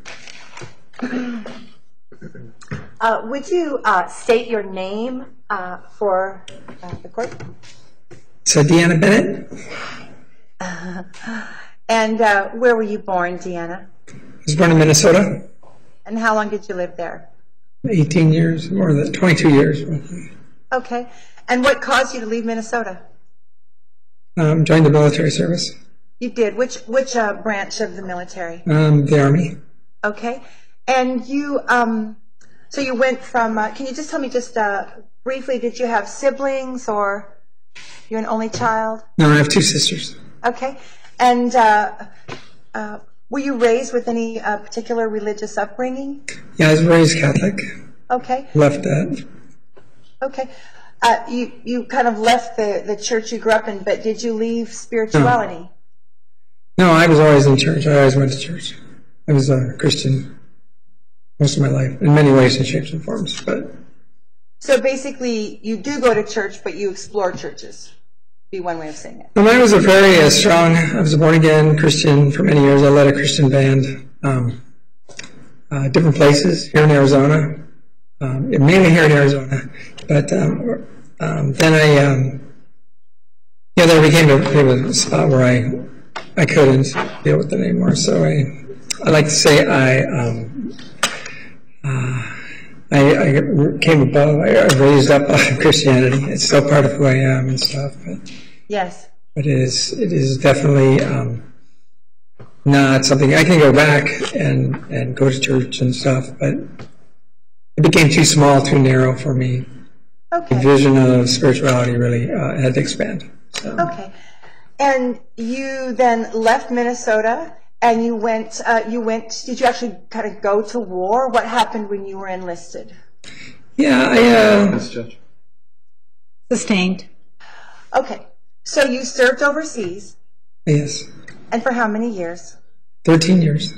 I Okay. was a commissioned officer. Okay, thank you. I was a captain in the Army. You're captain in the Army, thank you. And just because I really want to honor you, when you left the service, were you given any sort of special recognition as you left the military? Objection. Yes. Overruled. Jimmy, answer. I'm a Bronze Star recipient. What does that mean? It's the third highest medal that the Army gives. It's for valor in combat. Okay, thank you so much. I just wanted to thank you for that service. So you got out of the military. At what age did you leave the service? About 36. Okay. And throughout this time, you continued to do sort of active ministry things. You said you were in Christian music for a while? Yes. Okay. It was actually, I had put paperwork in to become a Methodist minister at one point. So, What deterred you from that? I realized music was where I was supposed to be, so I was leading a band, and it became very clear that that is where I was supposed to be. That doing ministry through music was equally good? Mm-hmm. Okay. And then when did you come to Arizona and why? Came to Arizona in 1992, and I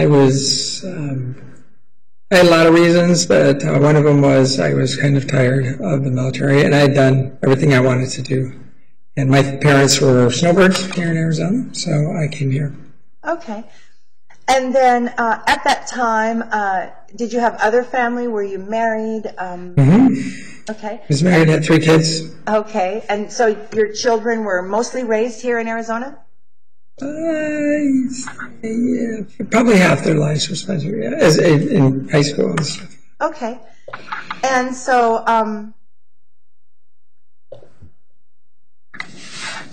you have had a unique path in spiritual seeking.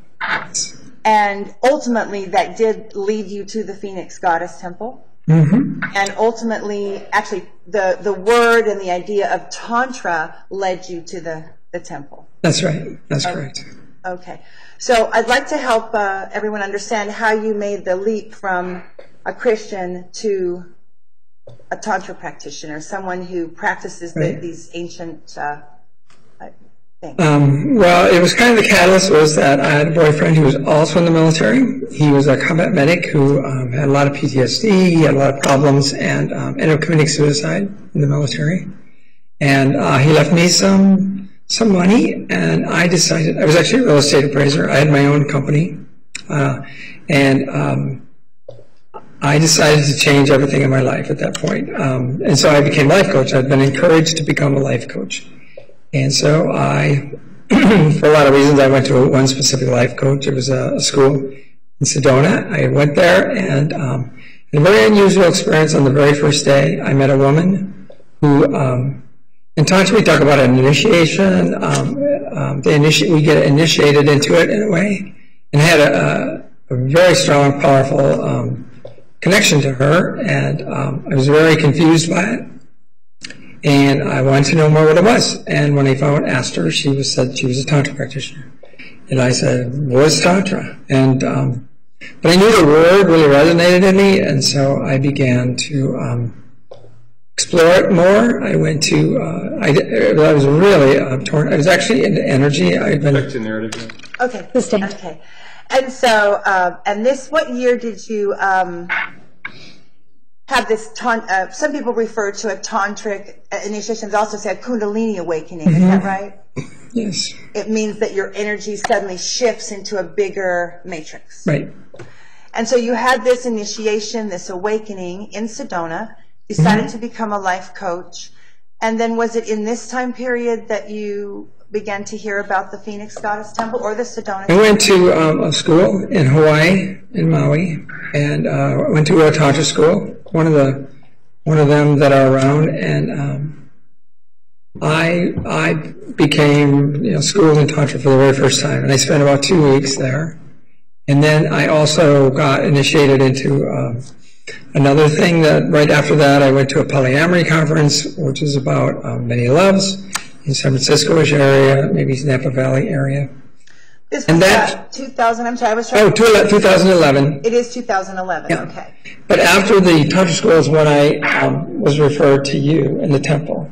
I was Who referred you, do you remember? What's that? Who referred you, do you remember? Oh, Sasha and Janet Lessons run the school.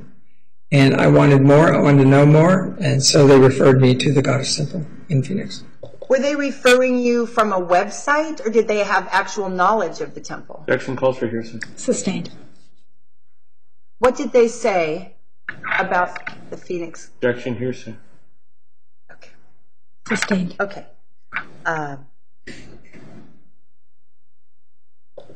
So after you were it was recommended to you by the lessons that you check out the Phoenix Goddess Temple, what did you do next? I came back to Phoenix and I looked it up and I found you guys. And I almost immediately began to come there to the temple for a lot of reasons. I wanted more schooling. I wanted to learn more. But I was also very enthralled. I got very involved with the church aspect of it. I began to go to the Sunday service. I met my boyfriend at one of the classes called Naked Life Coaching because I was a life coach and that seemed like a really cool thing. And so I went there. I met a couple of boyfriends there actually, but so I began to go there and I began to follow the priestess path that you had going there too, which was really amazing. So you actually, one of your interests was personal development. Yes. One of your interests was you were exploring the potential of becoming a healer. Yes. Which is slightly different than life coaching. Oh, yes, but along the same veins, but I guess I would say I was on a very spiritual quest when I came to the temple. I was looking for more. I was looking for a higher understanding of what Tantra was and the healing aspect of it, because I was really, really caught up in it. I was very excited about it. And then the other thing that you did, you attended a few of the Priestess Path immersions, the sisterhood immersions. Yes. And would you just say briefly, what was your experience of the sisterhood immersion? Just whatever you can remember. What was happening in those circles? It was a really loving experience. And it was very amazing to be a part of it. I had some interesting preconceptions about what the women that worked there that I thought who they were. And so I got to meet them. I got to learn who they were. And it very much changed my stereotypes of kind of the woman that would probably be there. And so... Okay. And did you attend the Her Story, the first immersion? Yes. And so what happened at that one, the examination of the history of the temples? What do you recall anything specific of what you... I remember watching a video of called The Burning Years. Is that part of that? The Burning Years, yeah. That was a really amazing... I had never heard of that. I'd never been aware of that. So... What was the message of that documentary? Objection, relevance. Sustained.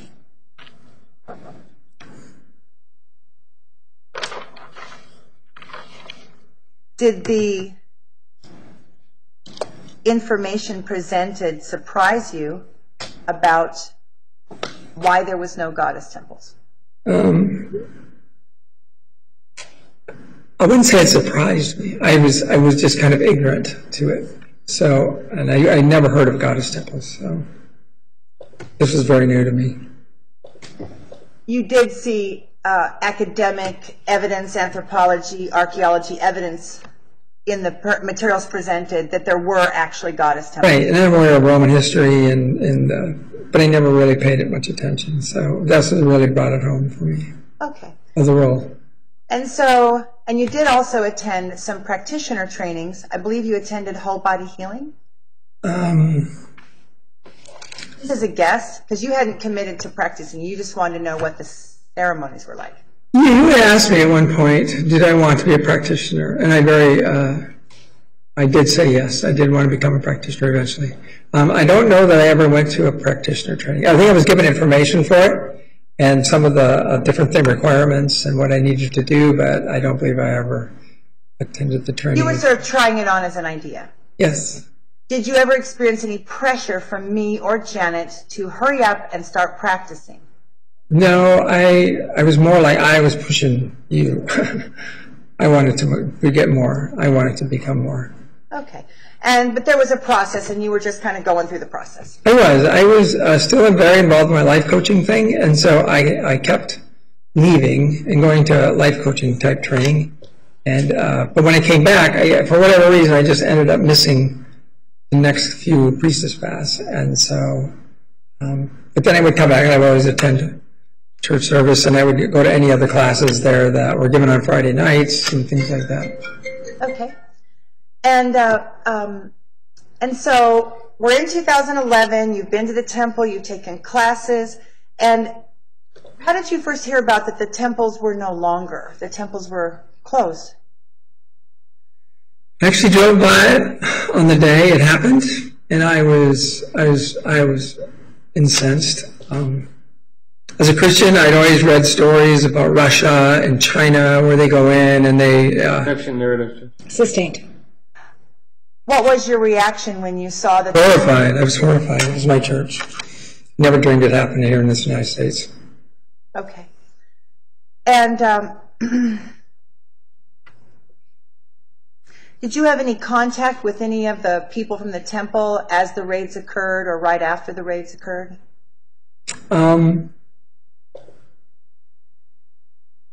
I wanted to help in any way I could. So there was a lot of personal effects in the temple, and I really wanted to help. I was kind of really angry, and I wanted to help in some way. And so the first thing I did was I stored some of the personal effects for a lot of the women who had been arrested. And I took those into my place, and I waited, and then they would let them know through email, stuff like that, that I had personal effects, and they could come and get them at my place. It was the first thing that happened. Okay. And then beyond that, for the next 3 years, you attended a number of pretrial hearings. Yes. And you watched a number of people that you knew. Objection, relevance, Judge. Sustained.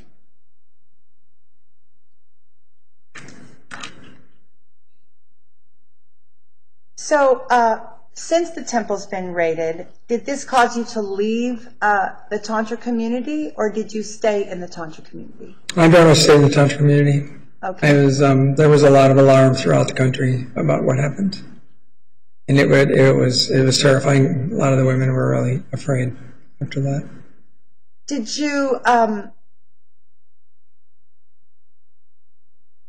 you observe that a number of people who had lived and practiced here moved out of state?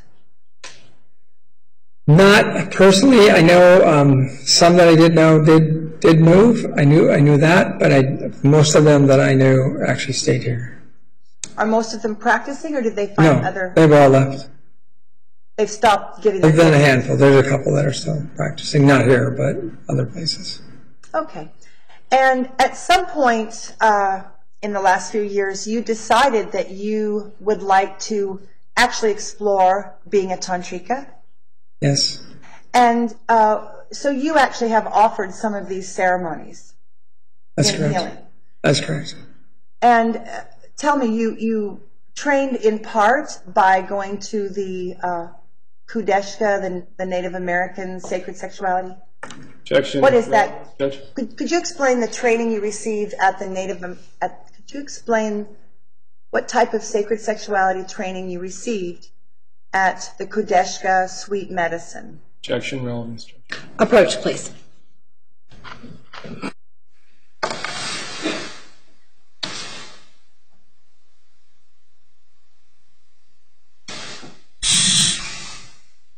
Elise, what are you anticipating the answer to this question will be? I just want her to be able to, the state has said on a few occasions that they don't see the relationship between the Native American Church and the Phoenix Goddess Temple, and they've asserted that that connection was just like trying to get an umbrella or run for cover, and I'm trying to demonstrate that the Native Americans have a sacred sexuality tradition. She trained in it. She's now a practitioner in it. I think it's relevant because the jury and the state have had a hard time understanding Native American and goddess and why it's connected to sex. Is this something that happened after the temple was closed? Her becoming a practitioner? With the Native American training? No, it happened in 2011 and 2000. like she took those classes.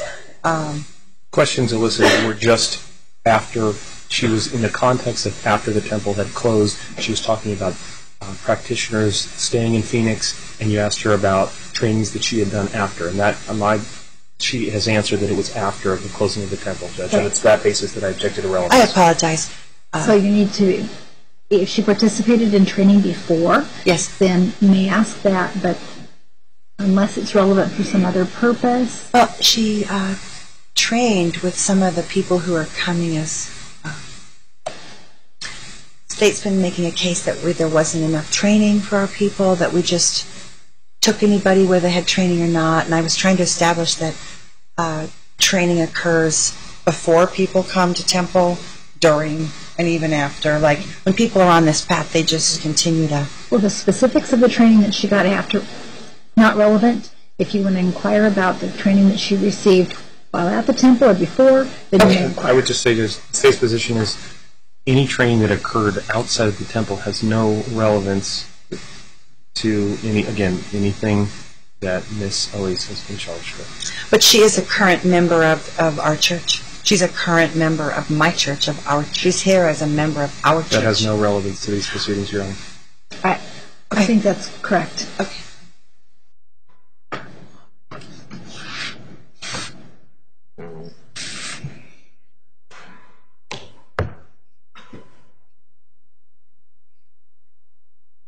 So, Ms. Bennett,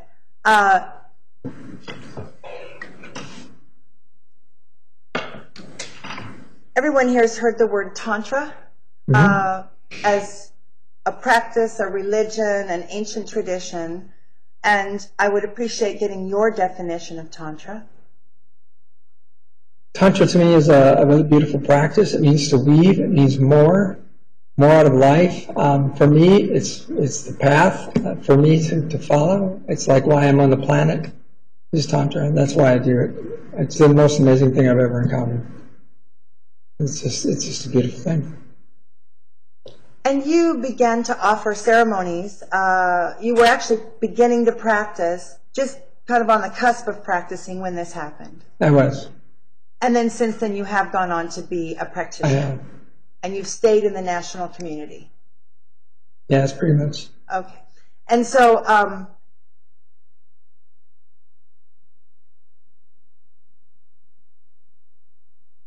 when you receive a seeker, when you receive a seeker? Objection, relevance. This has already been discussed at the bench, Judge. Sustained.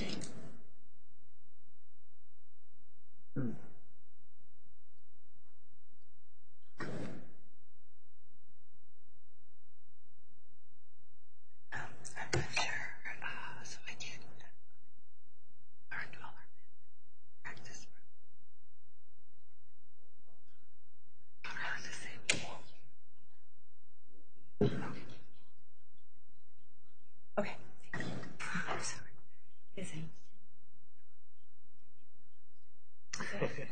As I have to.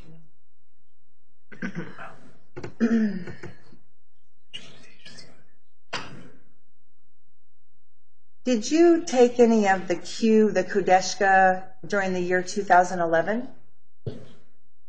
Or did you take that afterwards? I think I did some in the first year, 2011. Did you hear about the Q through the Phoenix Goddess Temple, or people at the Phoenix Goddess Temple?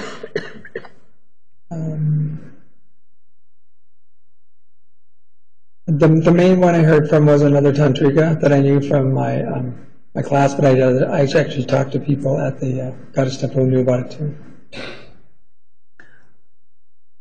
Just briefly, what is Kudeshka? What is the Q, this training that you took? Kudeshka is a Native American Tantra, is the simplest way of putting it. It involves getting to know your body, it's getting to know other people's body. It's a very healing experience. You go through a great deal of healing ceremonies and things. It's very Native American-ish. You do things with peace pipes. You do things with talking sticks. But we do what we like to call body work. There's a lot of body work that goes on in these sessions. But they're all like learning, controlled kind of environments where there's very specific exercises that we go through, and you learn how to do different things to dispel different kinds of energy, but also to just experience different. It's a different form of Tantra, but it's very much Tantra. And then you also took some Tantra from the lessons at the All Chakra Temple. And what do chakras have to do with Tantra or sex?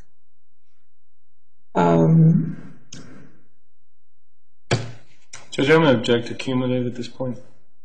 Overruled. You may answer.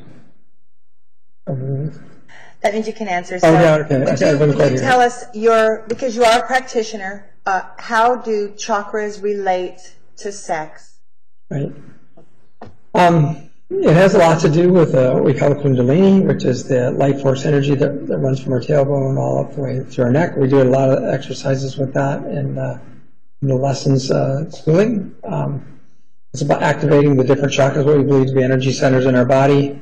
And Tantra is all about opening those chakras up and helping people to experience things when they may have shut them down for one reason or another. That's part of my ceremony. It's what I do. And it usually has very profound effects on people. Very powerful. So an energy release in Tantra could be from the root, but it could be also from the other. Right. I've actually done releases that have nothing to do with my genitals. It all had to do with just energy coming up through my body. And there's a process of doing that too. Okay.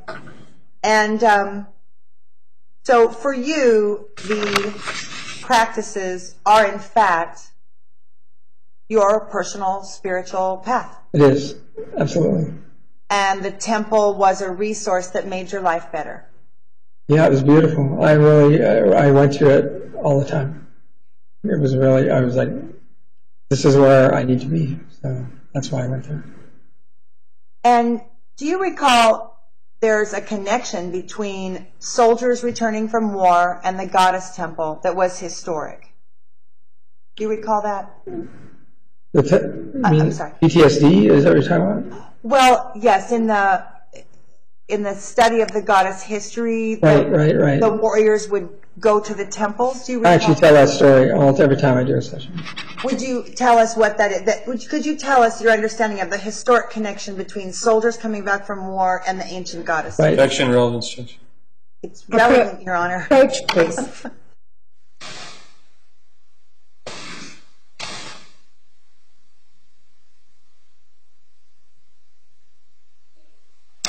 Why is it relevant? Oh, I thought he was going to say why it wasn't. Your Honor, in the ancient world, many, many men did not have homes. They did not have wives and children. They were mercenaries, or they were, and so basically there is my idea for the Goddess Temple came from history books. And I was trying to get that out through another witness, because they did, I mean, I could talk about it, I could bring the history books in, but I thought she witnessed that. Trying to bring that part out because she's a soldier. She's my only soldier testifying that I know of. And there is a historic connection, and we're talking about a modern goddess temple, and she's a soldier who came back from war. And I think it's historic connection has no relevance. Miss Elise, if she wants, I'll probably object to relevance, but if Miss Elise wants to talk more about the history of the goddess movement, that's not what's at issue. No, I didn't Judge. want to say that. I wanted to very specifically link the military and the goddess temples for healing. The traumatized warrior coming for healing is what I wanted to get to. At your temple? Yes. Our temple. All right. Well, if you're gonna relate it to the Phoenix Goddess Temple, there was a connection in that respect, but that wasn't what you asked. You asked about the historical. I was trying to set up the next question. All right. So.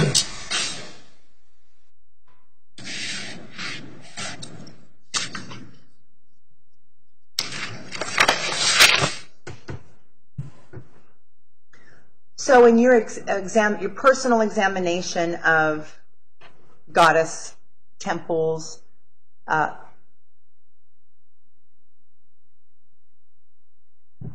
did you ever see or read that the temples in the ancient world very specifically took care of the soldiers? Yes. Yes. How did you, as a soldier returning home from war, how did you respond to this concept of a temple that would take care of the warriors when they come home? I thought it was a beautiful concept because when I came back from war, it was a horrible experience, and so it took me a long time to recover. Most people don't realize that, but you don't just walk off a battlefield and just walk back into society. It doesn't work that way.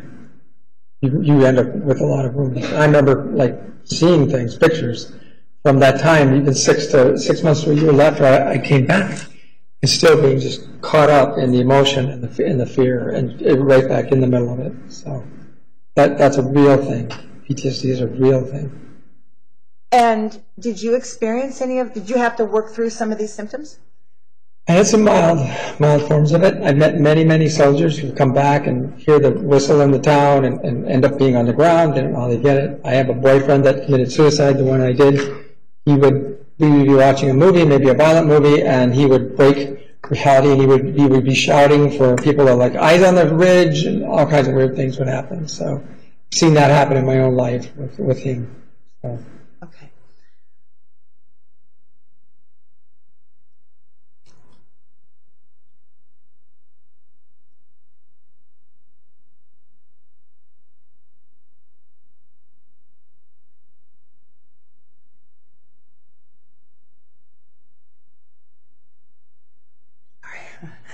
So boxed in by not understanding. I want to ask her.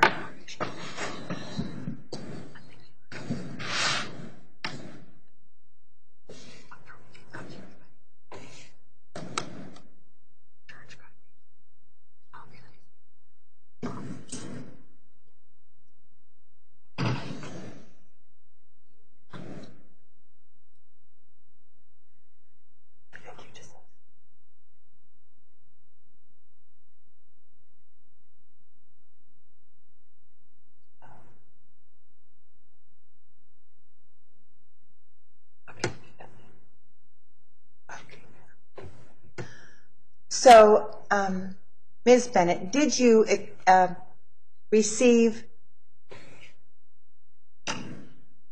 healing and restoration in your time at the Phoenix Goddess Temple for classes and for various things? Did you receive any healing or restoration? Yes, I would say absolutely I did. I am. It hasn't come up, but I'm transgendered, so I had a lot of injury and wounds around sexuality, and so that was a huge part of integrating me back into my body and allowing me to go forward and actually living a full life. Tantra is a religion about how energy flows, isn't it? It's a spiritual practice. It's definitely a spiritual practice about how energy flows. I was very immune to it. I'd never heard of it until I began to experience it, became aware of it. And now I'm very aware of it. When did you transition, Ms. Bennett? When did you change your life? In 2000, and I had surgeries and stuff in 2004, so okay, different things. Did the Phoenix Goddess Temple, the atmosphere there, and for you being a transgendered person, did the Phoenix Goddess Temple support your vision of yourself as a woman? Oh, absolutely, yeah. So there was some healing within and bringing the beauty out. So yeah, it was very much very powerful. And that was done through sisterhood energy. Exactly. Yeah, very powerful. They accepted me. He just like brought me right in, and that was powerful. Okay. And so, for a number of reasons, this was your church. Yes. On many levels. Yes. It still is. Even though it's out there, it's still my church. And what was your response when you saw that, I'll just say the government saying it wasn't a real church? Okay. I'm sorry. Objection relevance, Judge. Sustained. For response. How did you respond?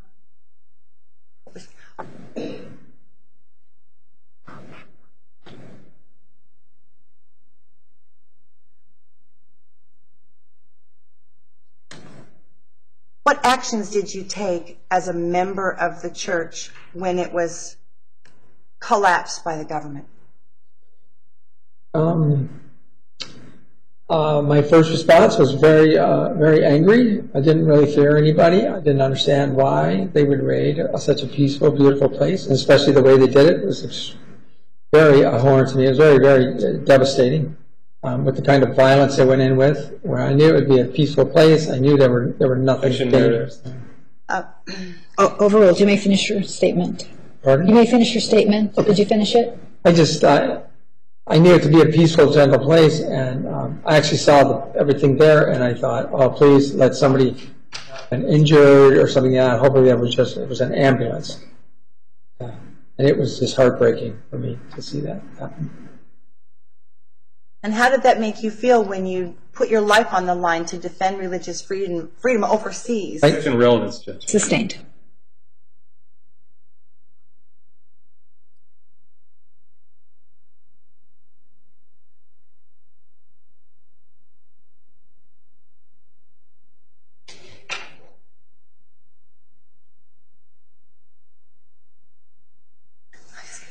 I don't understand that.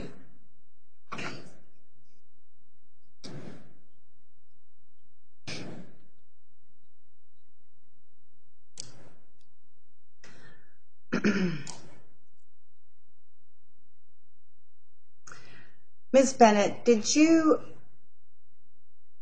were you ever turned away for an inability to pay for any of the things you wanted to do at the temple?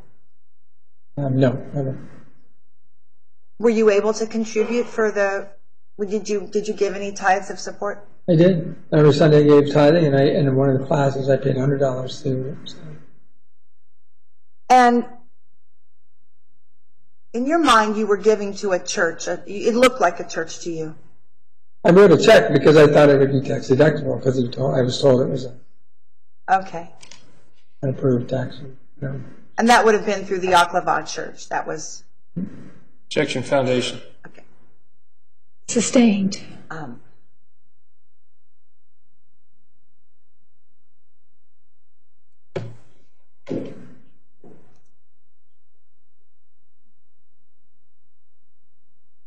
God. I don't know. Did you ever experience that there was a requested amount and then someone complained when you didn't give the requested amount? Or did you always give the requested amount? I never heard your donations? When it was I wasn't involved in that, so I couldn't really say for sure. But when I began to practice, I got a lot of input that what we do is not always for money. Part of it is the tithing to the universe. And when we don't receive funds, that is okay. So when you're practicing Tantra as a Tantrika, it is possible for you to do ceremonies in relevance as to current practice, Your Honor.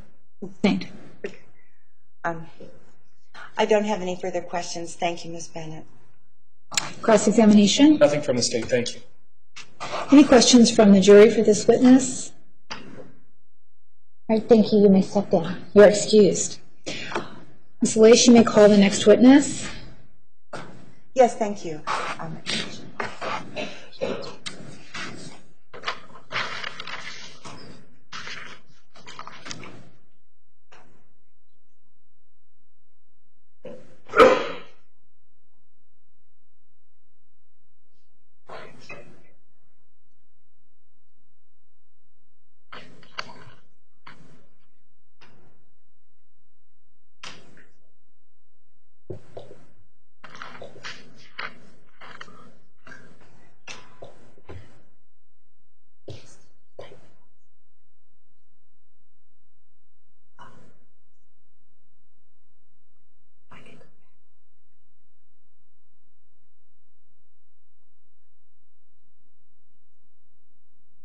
Okay.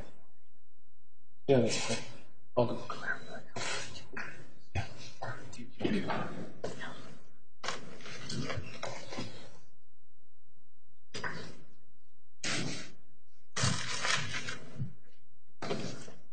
Right up here, please. Right here. Right here. Right here. Thank you. Right here, yes. What's your first name? David. And your last name? Rogers, R-O-G-E-R-S. Please raise your right hand. Do you solemnly swear that testimony you're about to give will be the truth, the whole truth, and nothing but the truth, so help you God? Yes. So right around here and have a seat, please.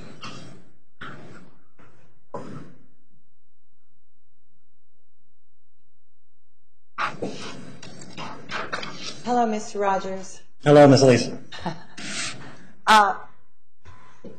Can you tell us, please, David, where were you born? Santa Monica, California. Okay. Did you grow up in California? I did. Okay. And how old are you now? 43. Oh, I'm sorry. Would you please give your full name for the... David Dobbs Rogers. Dobbs, D-O-B-B-S. Rogers, R-O-G-E-R-S. Thank you. And so, you were born in California, and how old are you today? 43. Okay, thank you, sorry. And did you move directly from California to Arizona? You mean, was there any place I lived between California and Arizona? Just, I guess, when did you come to Arizona? I came to Arizona in 2010. I believe that was June of 2010. Okay, so was that your first time living in the state? I'm sorry, say that again? Was that your first time living in Arizona? It was, yeah. Okay, so you were brand new. I'd visited many times, though. I mean, I have family that's lived here since 2004. Okay. So you're newly moved to Arizona. What was your occupation? My occupation, I was working phone sales, internet support with a company. They sold educational DVDs, videos, sex education at that time. Oh, so you worked for an online sex education company? I did, yeah. Okay. And so you moved to Arizona. You have this kind of interesting occupation.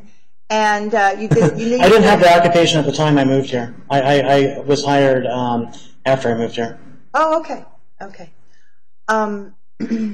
It was a company not based in Arizona. They're based in Los Angeles. Oh, okay. And then when did the Phoenix Goddess Temple first come on your screen? Let's see. I think it was sometime in early 2011, spring of 2011. I was talking with a friend of mine about Tantra. He mentioned he mentioned the Goddess Temple that he'd visited before. Really, liked it. Didn't learn much about it at that time. I was then searching sometime later on Meetup.com for Tantra meetup groups, and I saw there were some meetup groups. There was some Tantra education going. There was a workshop with Laurie Handlers. So I went there. Yeah, my first introduction was the Tantra workshop with Laurie Handlers, which was sometime in the spring of 2011. Okay. And was this workshop, was that a weekend workshop, a Friday night? It was a Friday night. It led into a weekend workshop with her, which was outside the temple. But yeah, it was a Friday night workshop. Okay, and was this a clothing on workshop at the Friday night? It was all clothing. Yeah, clothing on. Okay. And did you take that workshop over the weekend or just the 2-hour class? Oh, I did end up going to the I think it was a Sunday workshop. I did end up going to that the following weekend. Okay. And so these were sexuality techniques or energy techniques. What exactly was she teaching, just briefly? A lot of it was really about how to feel your partner's energy, feel your own energy. I became a lot more attuned to my energy in my own body and also my energy in my partner's body. And that workshop was also clothing, fully clothed and everything too. But it was really getting into how to tune into myself and how to tune into the person I'm with as well. Okay. And why did you want to have this skill of feeling energy? What was that going to do in your life? It's a good question. Really, because I found that in my own life I'd been really more in my head than my body, and so I really wanted to expand myself by being able to really feel another person, be able to really feel my partner, whoever it happens to be. Was there an aspect where having this knowledge could make you more confident with a woman? Oh, there's definitely that too. I was pretty confident, or at least I felt I was confident, but I knew that my education was not complete. Okay. And so you went to this class. That was your first time going. It was you found it through Meetup. And then after you came to the temple, did you see there were other opportunities? Let's see. I'm trying to remember what I did. Oh yeah, there was. There were some cards for practitioners and other things. The one thing that caught my attention was a card for Nadine Sablesky, the Naked Life Coach, and it was kind of a goofy card. I kind of liked it, the Naked Life Coach. I took the card and thought maybe I'll call later, and kind of thought nothing of it until maybe about 2 or 3 months later when I found the card and thought, yeah, maybe I should check that out. So I gave her a call. Okay. And so she told you that she was offering a private Naked Life coaching, or what did she say? It was a group. It was a group coaching. It was clothing optional. There were some people who didn't come who were naked. Some people who weren't naked. I chose to be naked, and so it was really talking. It was not really hands-on at all. It was really more. Talking into it was a weekly thing, so, talking into what's your issue this week, how can we help you, support you, finding resources to overcome those challenges. Had you ever done any other life coaching, or was this your first time? No, I've been a life coach. I've taken on private clients, all clothing and everything, before and since then. And I've worked with people on the phone. I've worked with people in person to help people achieve their own goals. So, that's one of the things that I've done also. Well, so if you can be a coach, a life coach, without getting completely undressed, what's the benefit of getting undressed and having a naked? What would be the benefit of taking your clothes off for life coaching? The thing that I found in Nadine's, the way that she does it is that when you're naked, you are, you're naked. you don't have the shields have come off. It's a bit more confessional, which I liked. It's kind of removing that barrier also allowed me to really talk about what was going on in my life. And so this class had a mixture of men and women? It had a mixture of men and women, yes. And were any of the women undressed, or just the guys? Some of the women were undressed. Yeah, some of the guys, both men and women were there. Some were dressed, some were undressed. So okay. Go either way. Was that an interesting experience to feel your energy in a room with just naked women talking? That wasn't really the point of the Naked Life coaching, but occasionally I did remember to do that because. Because of what I'd learned, what I'd been taught. So this gave you an opportunity to modulate your energy, gave you a chance to practice. Gave me a chance to modulate my energy. Well, just feel what you're feeling and be. As a man, have you experienced the power of your root? Kind of an obvious question. Oh, yes. Okay. And so some of the classes at the temple were about that energy, which might be called like an erection, but in the temple it was also about energy. Right. And so when you're in a Naked Life coaching class, all the chakras are engaged. There might be an erection, there might not. Oh, we really didn't go into sexual energy in Naked Life coaching. But it was a class, it was a service, it was a group that was offered at the temple.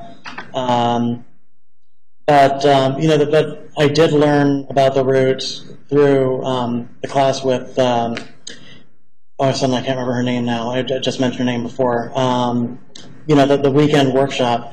I did learn about that through her and through the weekend workshop and through other things that I did with her. And in and outside the temple since then. Okay. And is there a difference? Have you practiced Tantra one-on-one with anyone in your life? Oh, I have, yeah, with my partner, Deanna. Okay. And what you've been able to learn about Tantra actually doing it with someone, is that different than what you were able to find out about reading books and watching videos? Yeah, it's different. It's way different. Are you asking if it's different practicing Tantra with someone versus reading about it? Yes, because there's do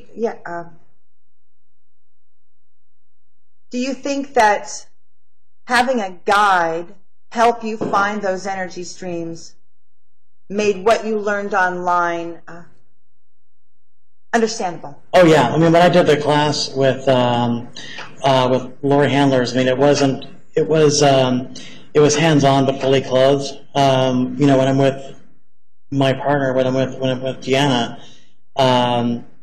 it's much more to feel a really conscious, loving touch. I mean, that's totally different than just reading about it, or even a weekend workshop. So, was it your experience at the temple that there was a certain kind of a body wisdom, that if your body goes through it, you learn something that you couldn't learn by just... I don't know if I really learned that at the temple, and I learned that more since the temple. I did not get services at the temple, but you know, I did do a workshop. I did go to there was also a healing circle that I went to once. It was fully clothed. It was on a Wednesday night. I think it was the Wednesday night before the raid happened. I think it was the week before the raid happened, and I forgot his name. Was that Mr. Cohen? Cohen. It was Cohen. Yeah. And so that was that felt very sacred to me when I was there, and I felt a real connection with everyone there. Was the reason that you didn't seek a private appointment was because things were happening already in your life? Like you didn't need it? Oh, in some sense, since you had a partner. Actually, I didn't have a partner at the time. You didn't have. I did not have a partner at the time. Okay. No, I just didn't really. I never really entertained the idea. I'm not sure why I hadn't, but I didn't really know much about the sessions. Honestly, I didn't really know what went on there, so it really was kind of off my radar. Okay, and then you did meet your partner, Deanna. Oh yeah. But it was later that you became a couple. Oh, we became a couple later. Yeah, I saw her several times at the Naked Life Coaching group sessions, and we got together later, several months later. But yeah, we got together later and became a couple. Okay, and so the Naked Life Coaching continued after the temple closed. It did. Yeah, she continued it at her home. Okay. So you've been to the temple a few times, and you see it as a valuable resource, and then you see on the news that it's been closed. Yeah. How did you respond? What was your response to this news that the temple was being called a brothel? I was really shocked. I never experienced this as a brothel. You know, I only knew a little bit about tantric sessions, so I really couldn't. So I didn't really know what to think at that point. You know, I learned more later on, after, you know, long after the temple had been raided, some months afterward. But I was pretty shocked because it never really. I never experienced it as a brothel. I still don't believe it's a brothel.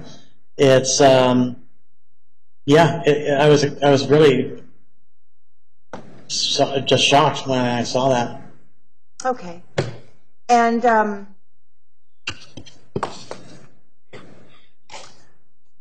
so overall, though, the temple was a resource in your life that actually gave you new direction with your energy. I'm sorry, say it again.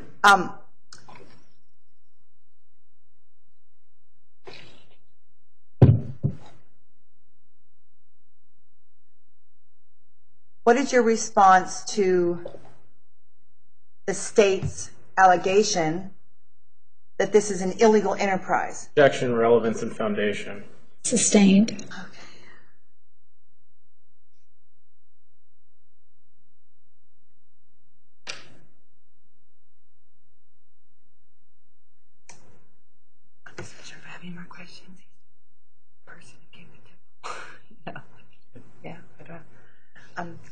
Thank you, Mr. Rogers. I don't have any more questions. Thank you We'll very have a few more, perhaps, but I'm sorry? All right, cross-examination? No questions. All right, any questions from the jury for this witness?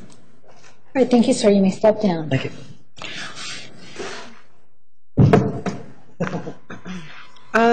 Counsel approach for a moment, please. Ms. Elise?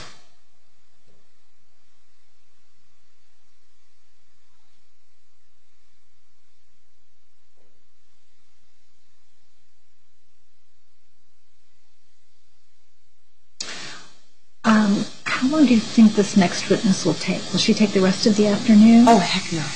Okay. Absolutely not. So if we take a break now, you can interview her. I don't know. Is she here? Because when we went back to go talk to her, she had gone somewhere. No, she's here. She's here. Oh, yeah, she's excited to do this. Okay, well then we'll take the break now so that the interview can occur, and then we'll put, you're going to go back on the stand? Yes, Your Honor, I'm addressing Mr. Clayton and the article which has been entered into. Okay. Okay. All right, ladies and gentlemen, we're going to take an early afternoon break. Please be back in 15 minutes. 15 minutes, please remember the admonition. Yes. I need to just get my hands on the article because that gets us to the article. I can't just hand you the article and say go. I understand that, and I understand where.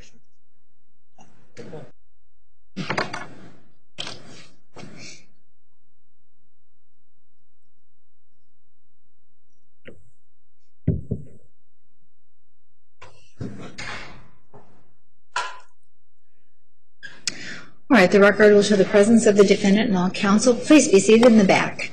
All right, who wanted to make a record? Judge, just real quick, we had an opportunity to interview the next witness. We've not talked to her before.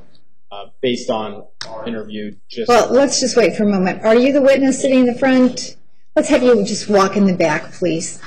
Thank you very much.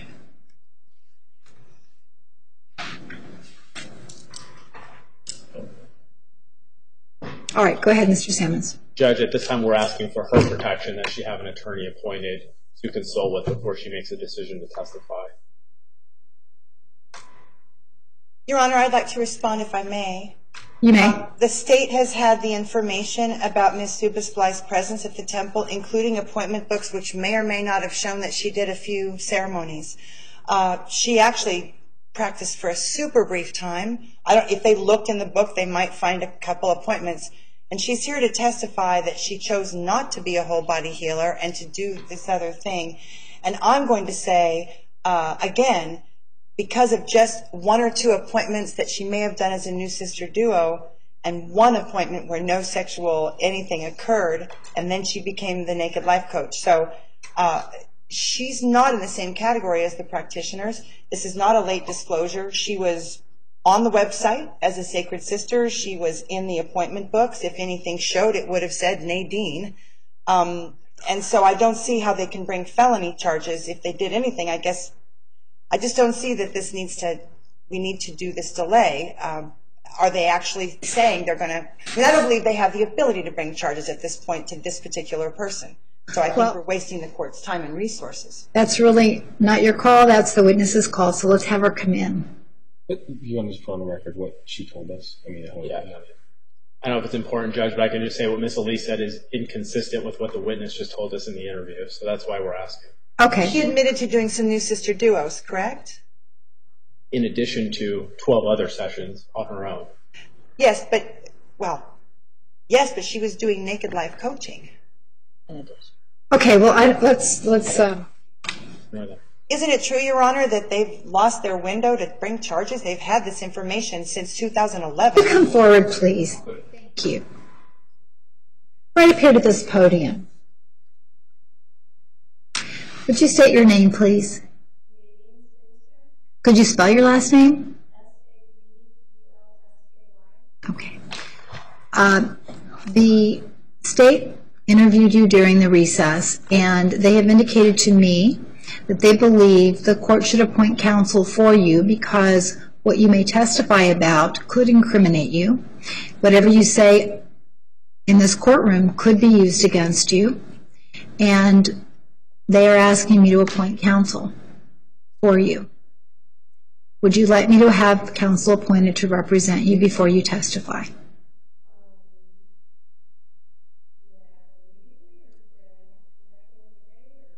Well, it's almost 3 o'clock, so it would not happen today. Could it happen tomorrow? It's possible.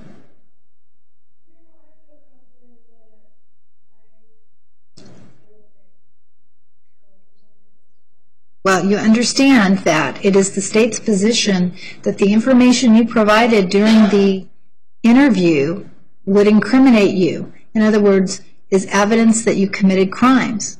So if you get on the stand and you answer questions, your answers could be used against you if the state decides to charge you with a crime. Do you understand that? Well, you may confer with whomever you would like, but she's not a lawyer and she can't give you legal advice. Okay.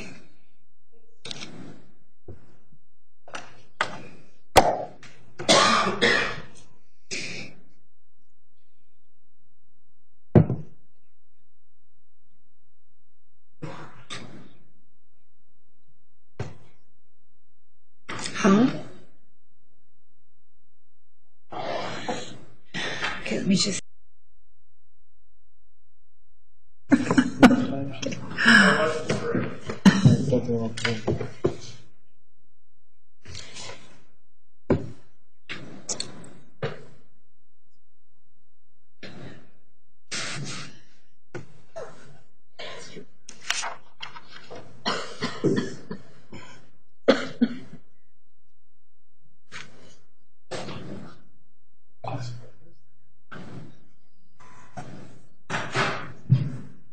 Please be seated. The record will show the presence of the jury, the defendant, and counsel.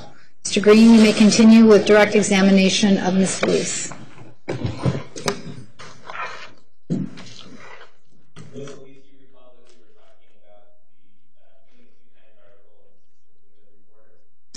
Yes, Ms. Andreas, Nikki Andreas.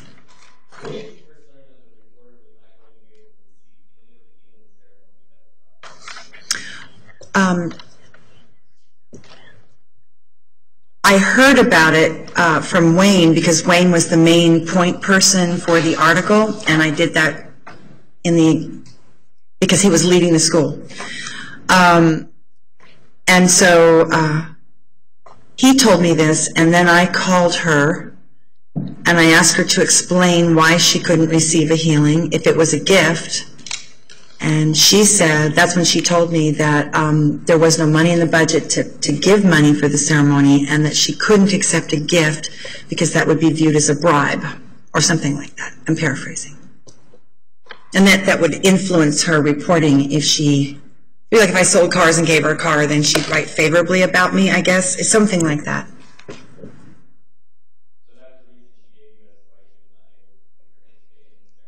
Yes, and she did express disappointment that she wasn't going to experience it with her partner.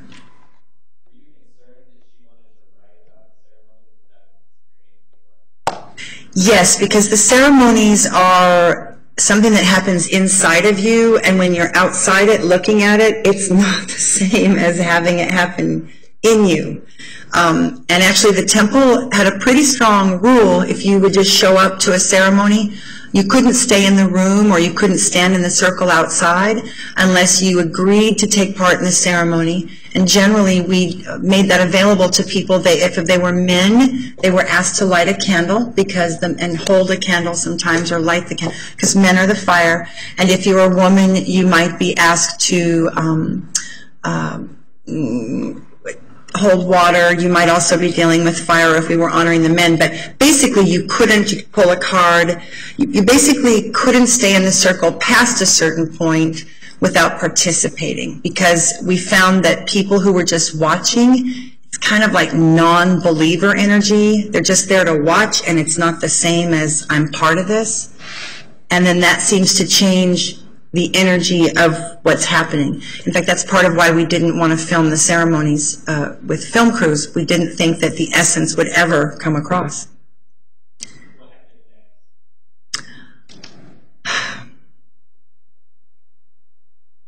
I came down from Sedona. It was my normal routine to come in and do the temple, be the presence in the temple, Friday, Saturday, Sunday, Monday. And I came down on a Saturday and heard about this glitch. And then Sunday, I was in the hallway, and I remember seeing Wayne come toward me in the hallway and say, it was Sunday morning, could have been before or after Sunday services, it was in that time zone. And I said, what's happening with the reporter? And he said, well, she's not going to be able to do this. They're not going to let her accept it as a gift. But I've talked to one of the practitioners who's willing to do a demonstration. And I said, well, who is it? And he said, Aphrodite. I said, Aphrodite, really? And he's like, yes. She has been doing some deep core healing of her abuse with me. And she wants to do this. And I said, so what are you guys suggesting? And they're like, well, we're going to do an exchange. She's going to do a whole body healing. She might do some prostate work, and I'm going to demonstrate some of my deep core healing that we've been doing already in ceremony together. She'd had a number of, I think what he said is she's had a couple of ceremonies already. She'd already done a couple deep core healings with him. And I remember my daughter, it was a big decision to let someone watch a ceremony. It was another layer of watching the ceremony that it was to abuse victims. And as a mother, I wanted so much to let those people, my overwhelming feeling was if they want to tell their story and they're both in agreement, then they should get to. And it didn't feel quite right, someone watching ceremony, but I did it because they were both practitioners and they wanted to tell their story to the world.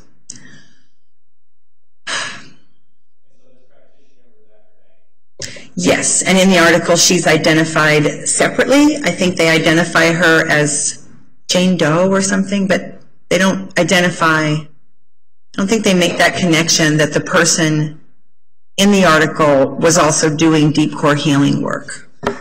Remember a disconnect there somehow.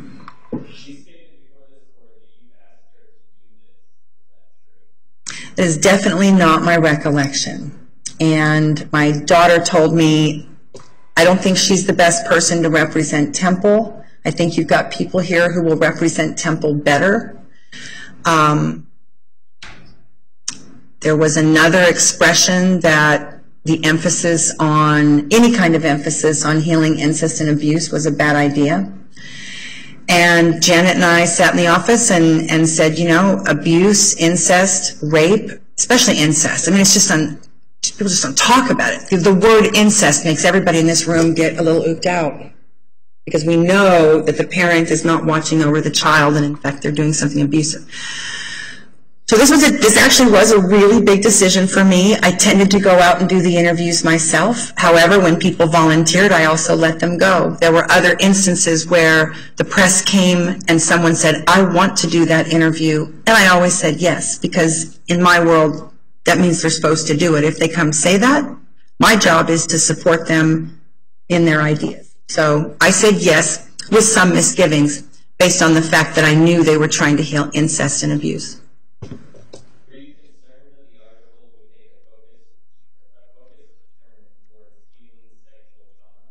Yes, I did, as I just said.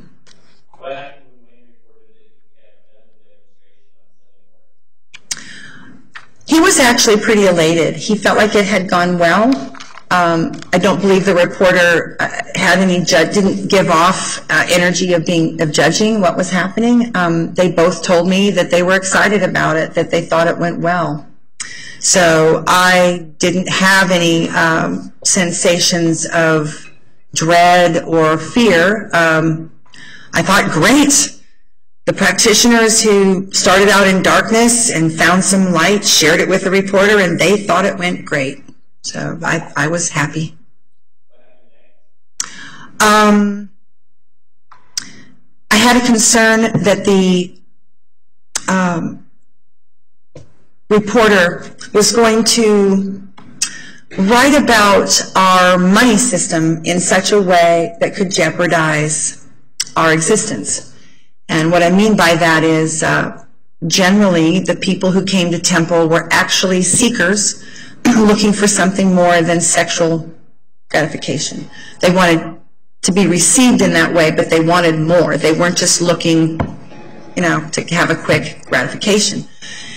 And so I wrote Wayne and said, Wayne, can we get a look at the article? I'm really concerned about what she's going to say about how we do the money, because if there's a lot of men on Backpage who wish they didn't have to pay for these kinds of things, didn't have to give any money, could just receive the healing but not give anything. There was talk that if they said it a certain way and we kept to our practice, that we could have a number of men coming in who didn't really believe in the goddess, didn't really want to learn anything, didn't want to be in relationship with us, and they would have the ceremony and walk out. And it frightened some of us, because it was our experience that if people are there by natural magnetic attraction, the relationship is generally very good. Tantra is about weaving. To weave is to give and receive. And so we definitely wanted some kind of giving back from our seekers, because otherwise it's a one-way exchange. And we want them to, it doesn't have to be money, but we want to feel that they're flowing in with us versus just taking something and walking away, although that did happen. So I was concerned, and I actually wrote an email about it to Wayne. Can we get a look at the article? And he said, no, you cannot get a look at the article. They wrote back that we couldn't.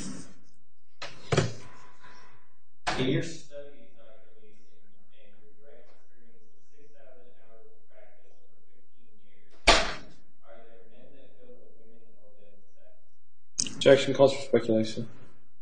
Your Honor, it's not speculation, it's my field, and I've been in my field for 15 years. All right.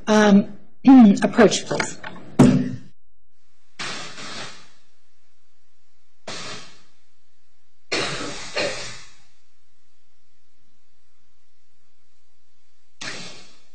Mr. Leiter.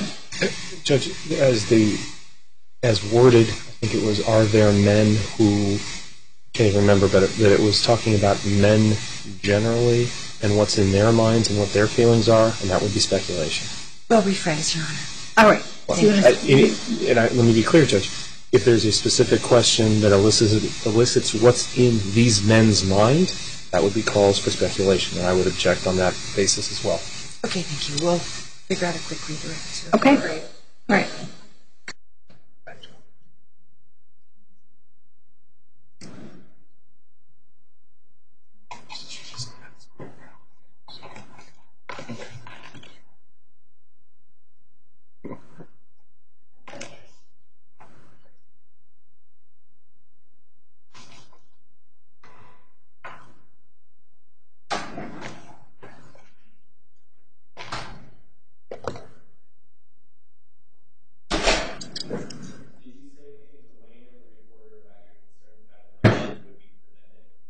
Yes, we actually had an email exchange about it.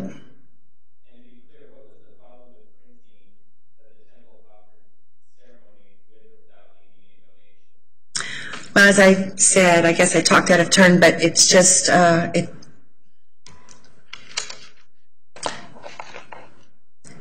masculine energy in this world is not being met very much. And the need is huge. And the problem is the practitioners are finite. They got a body, they can be at the temple so many hours a day. And the problem was that men who didn't respect women, men who didn't want to learn Tantra, might come, and because we had no screening in place to keep people like that out, really, other than what they said and how they acted, if 10,000 people got excited about the goddess temple, and 300 of them were men who said, woohoo, I'm going to get a healing and I don't have to have any money. And there'd really be no way for us to stop them from coming and having their ceremony. And yet if the practitioners did a number of days in a row like that, it would collapse. That was my fear.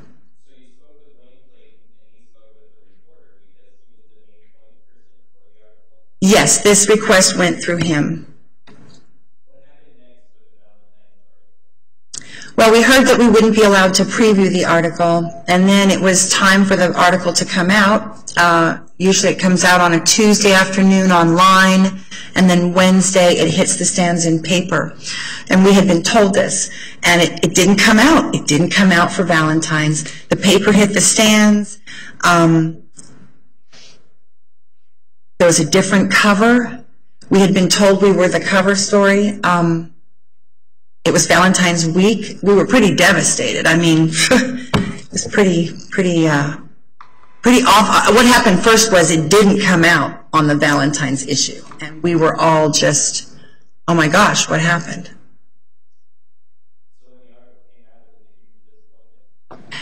Yes, I wrote the writer as soon as I read it. I asked her what had happened. Why did she choose to focus on, you know, that we were doing sex therapy without a license when we were clearly doing so many things, and we never claimed to be sex therapists. And she said, I'm sorry, my publisher wanted to go in a different direction. Wanted to take the story in a different direction. And again, this is the same publisher that takes so much money from the people who buy those ads.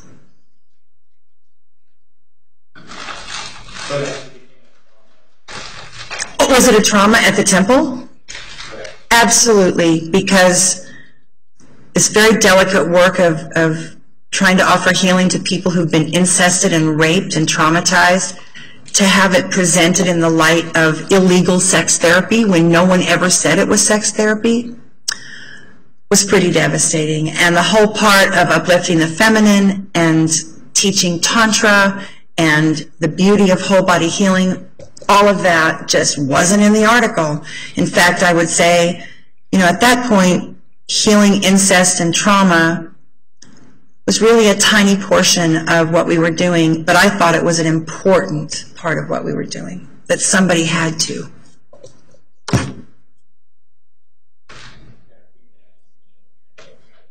You may. You may.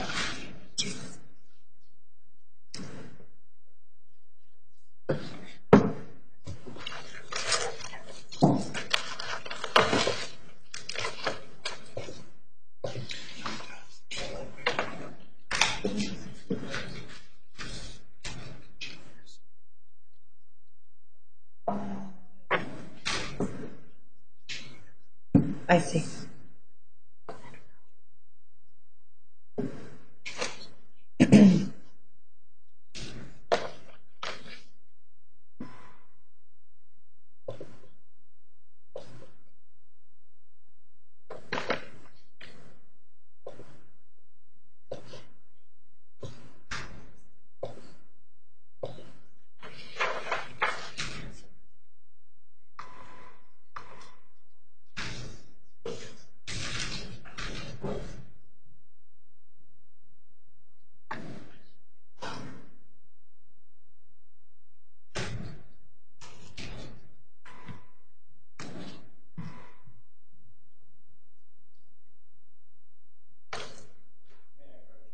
You may. I'm showing you part of what exhibit 59.002.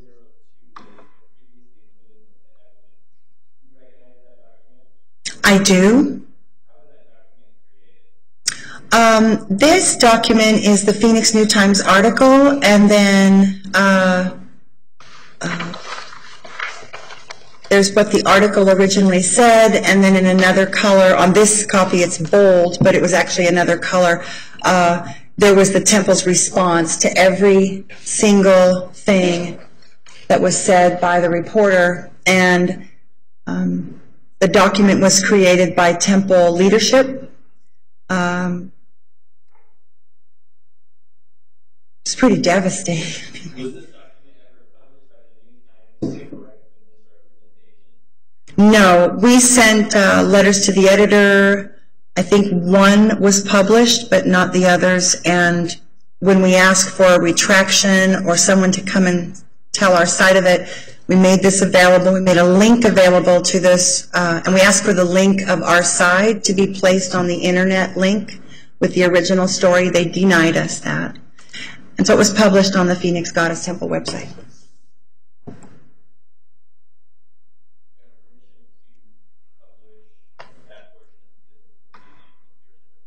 May do so. Actually, it's page 1, the summation isn't in this exhibit. Where it's actually printed off the website.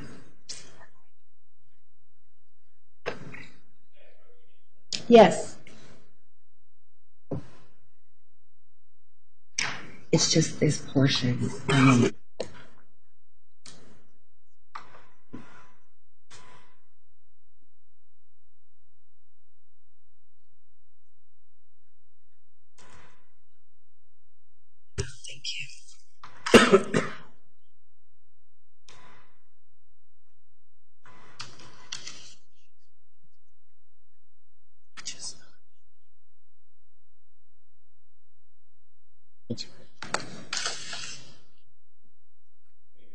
You may. Oh, God.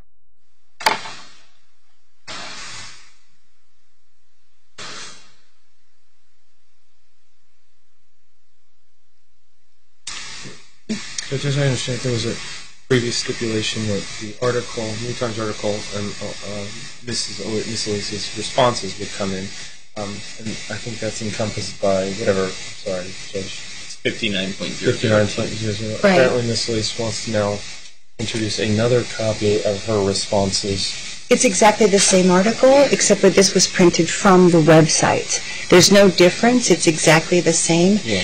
And then the only difference is that this is how it was found on the website. You see there's the header, Temple in the News.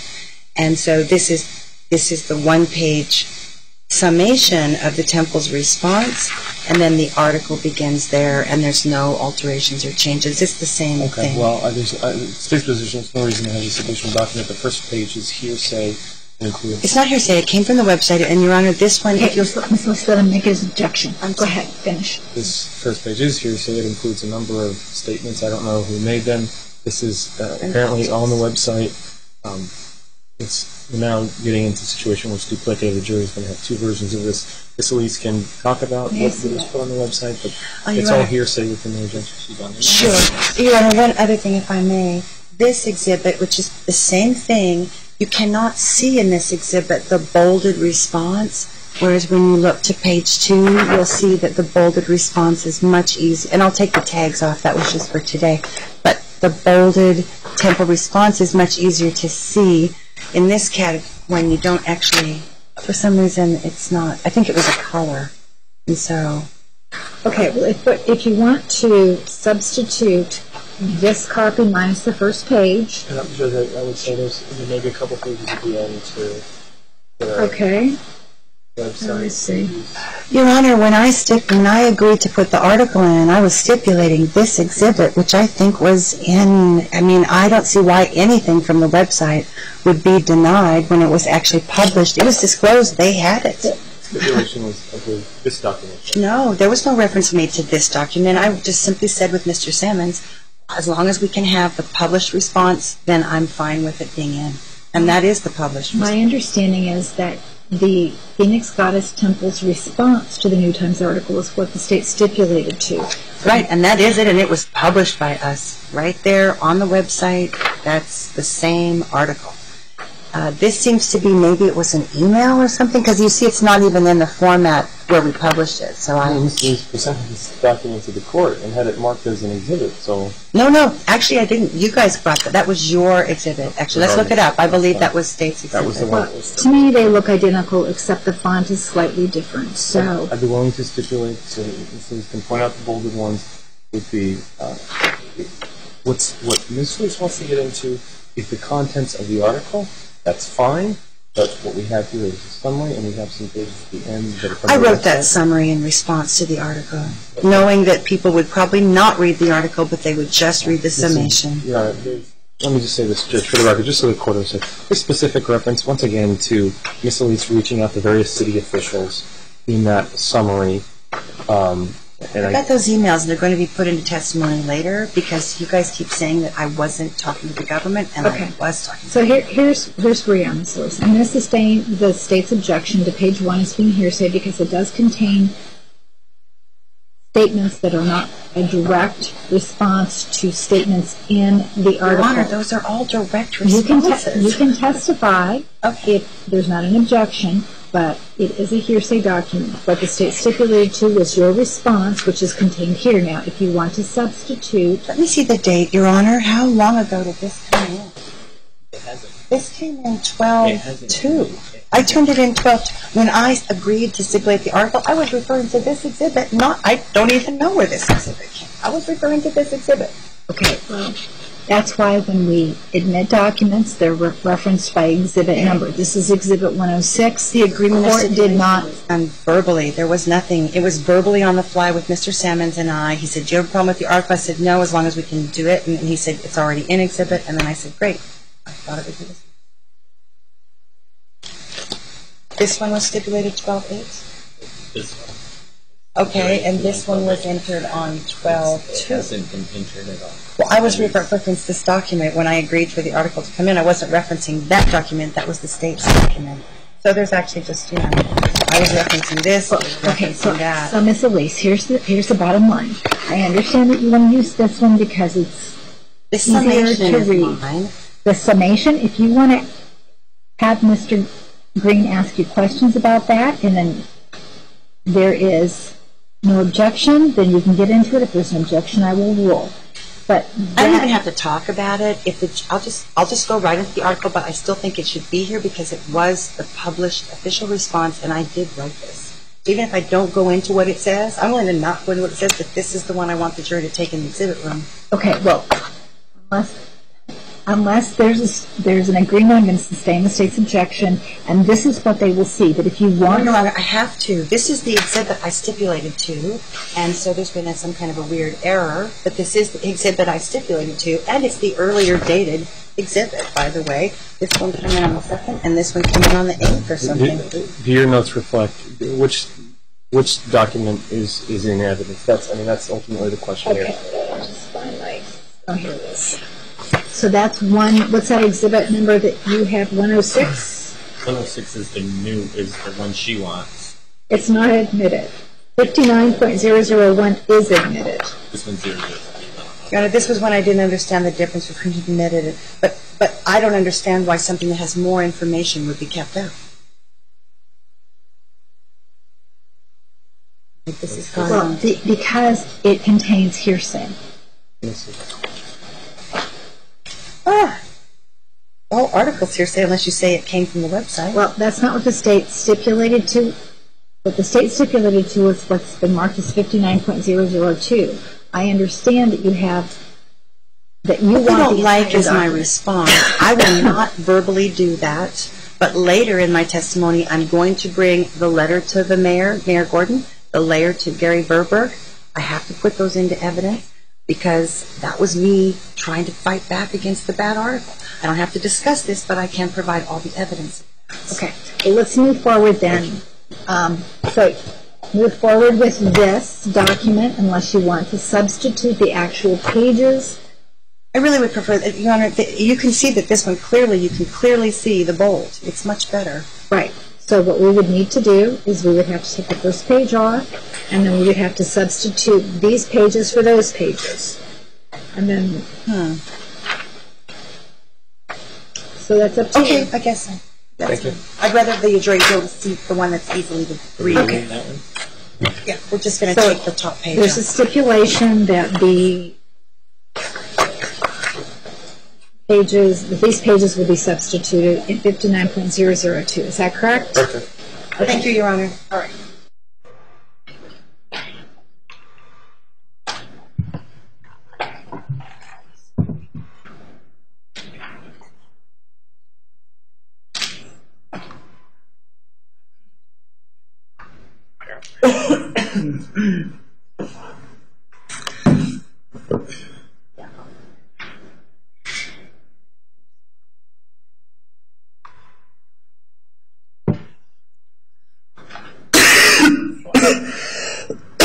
Excuse me.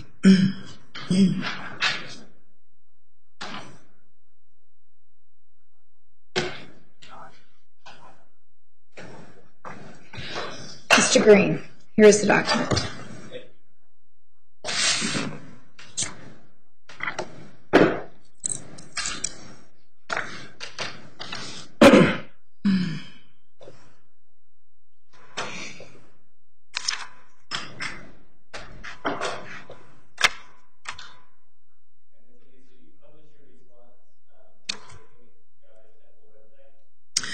Yes.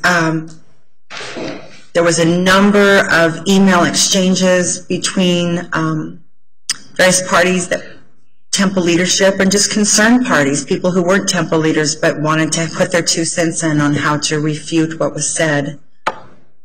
We published it, I think, within about 3 weeks, I think it was published. You may.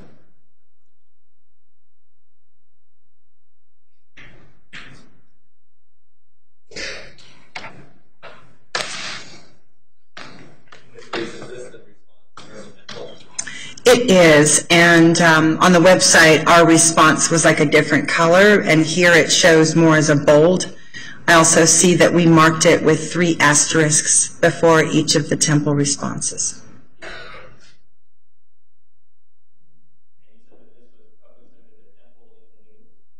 Yes, the website had a section where people could see all of our newsletters, and another section in the same part that was like, here's our media, check out what the press is saying about us.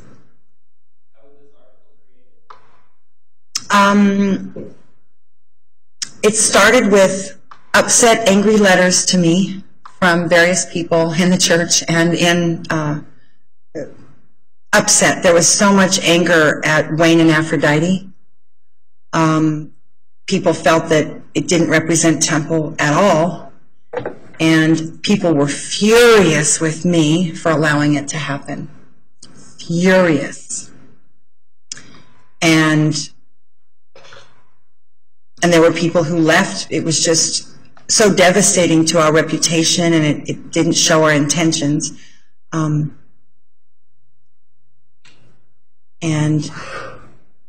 those of us that decided to stay dug in to defend this, because ultimately there was almost like a sense of guilt among our, not guilt, but there was so much happiness and so much pleasure and healing and joy that I have to say for myself, I always felt a shadow that I wasn't doing enough. I wasn't doing enough with whatever resources, in particular for rape and incest, because there was so much beauty and joy, and then the people that this happens to usually don't get heard. Sorry. Sustain next question.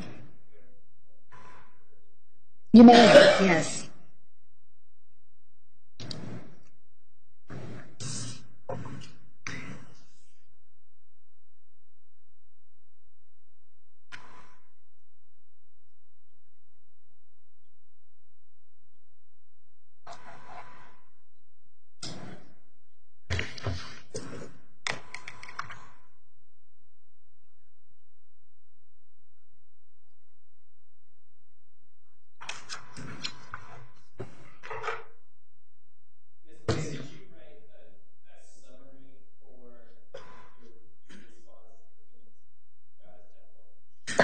I did, because I knew that most people wouldn't read the article again. They probably wouldn't. In fact, I don't think a lot of people read the whole article the first time. But the headline was upsetting, and if you just looked at it, just, a little bit here and there, it was upsetting.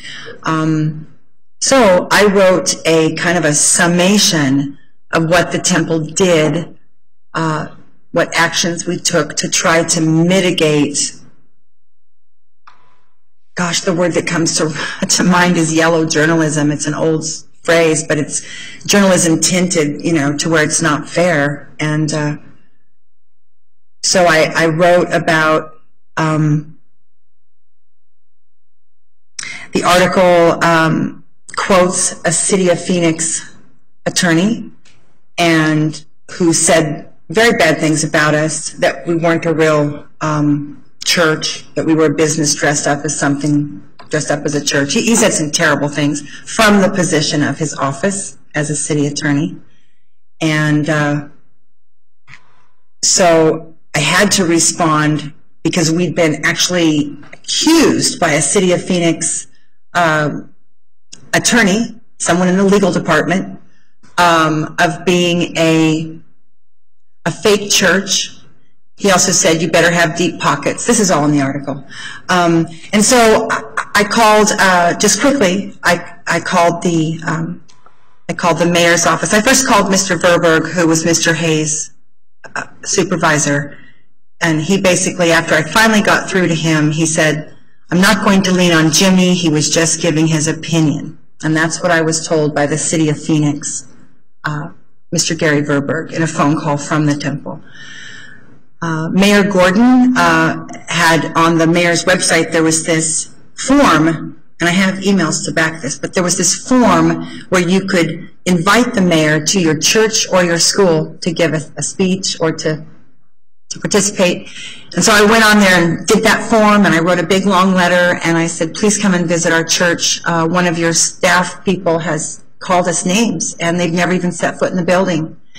And I put that on the form, like, you know, a government form where you push send, and then I also kept a copy and sent it through regular email so that I would have a copy.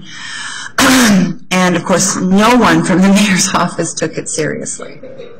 So those are some actions I took. I also contacted some attorneys about filing for slander or lawsuit and against the New Times or against Mr. Hayes, against the reporter, because I felt that we've been so misrepresented.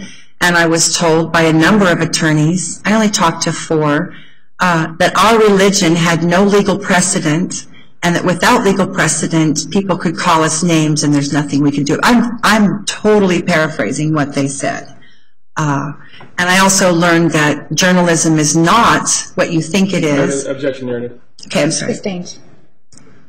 So yes, I put a summation that please read this article, our response is in here line by line, and these are the actions we've taken, and pretty much, yeah. It was. That was published as a cover page for the article response. Like a couple leading paragraphs before the article starts.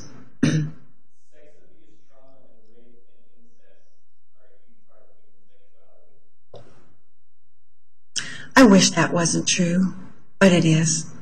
And it's about energy, people having, mostly men having energy in their body at the root. They're never given any training what to do with it. And then they're kind of shamed, and then everything goes underground, and then the only women in that underground place are victim women, and then the men think that that's how it's, you know, that energy is just the way it is. Yeah, yes, there's a lot of incest, rape, sex abuse. Yes.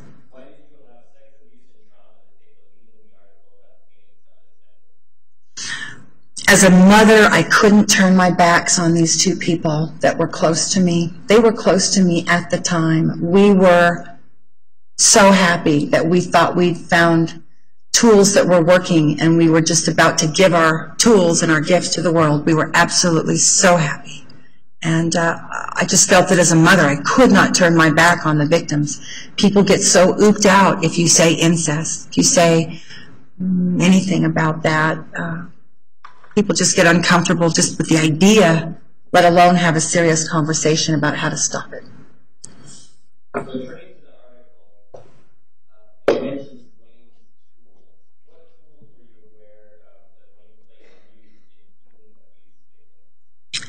Yes, and basically, again, there's energy healing, there's healing of the mind. Wayne walked me through a little bit of his ceremony once he got his own personal healing office set up, and he basically, and I talked to women who'd had healings with him, and basically his goal was to use sacred music, sacred images, you know, just inspirational art, aromatherapy, shifting through the senses, the tuning forks, the chakra bowls, everything listed here, and that was sort of on the way to the yoni work, that these types of things would occur as part of an unfolding for the person receiving the deep core healing yoni work, which also, by the way, can be done on men because they can get traumatized from rape.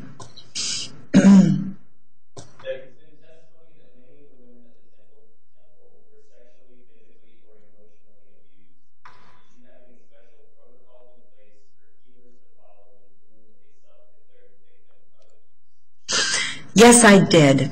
Actually, before Wayne Clayton wrote to me and said he'd like to move to Arizona and be part of our church, and he used that word, we both came from church backgrounds and we saw it as ministry. Before that, there was a woman who passed through the building, and I believe her name was Kelly, and she was focusing on healing abuse and victims of incest. And she was in the temple just 2 weeks. We were very excited. It's actually how we got the idea that we should have an incest specialist or a rape specialist. And then as we were negotiating with how we could support her, what could we do to make her work easier, she got an offer to go to Oregon, I believe it was. And then all of a sudden we had the idea that we should have the program and no one to do it. And then about 2 or 3 months after that, Mr. Clayton had passed through and done some classes and some private work, and he expressed an interest in participating full-time, moving his family from Chicago to be full-time in the Arizona temples, both in Sedona and in Phoenix. So, did I answer the question? Thank you. So, obviously, in my role as mother priestess and confessor to many people, I was aware that wounded people, actually men too, can't speak their truth. And so I asked Wayne, these are really wounded people. How do you go from them telling you they had a problem to you've got your hands in their yoni and you're doing the deep core, you're doing the Jack Painter work. Jack Painter, Painter. And deep core healing is founded on Jack Painter work. And I said, I said, this is a little nerve-wracking, what's your procedure? And he told me, he said, well, first of all, if someone says they're interested in this type of counseling, I invite them to meet me in a public place of their choice for tea or coffee. Object to your subject. Your Honor, this is policy that Mr. Clayton actually didn't follow, and I need to tell what the policy was. Please. Approach, please.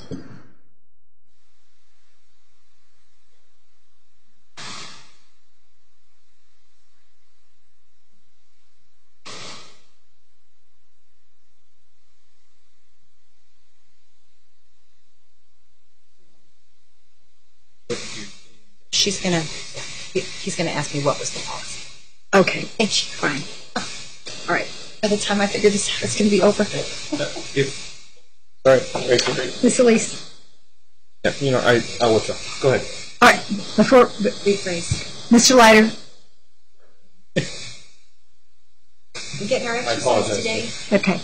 There is an attorney appointed for Nadine. I can't say her last name. Cebulski. Dubisline. Okay. Okay.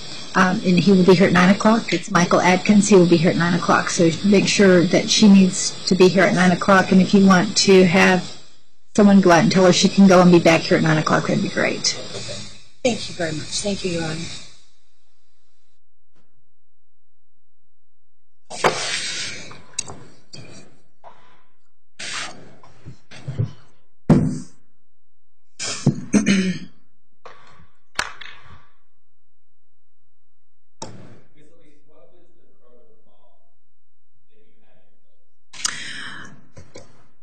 When we switched from a potential woman doing healing of incest to a man doing healing of incest, I created what I thought was a series of safe measures. And it was that the woman, when she expressed that she had a problem like this, or a man, that they would first have a meal in a public place. And this was suggested to me by Mr. Clayton, and I agreed with him, because meeting in a public place, nothing bad can happen if you're just sitting there having tea.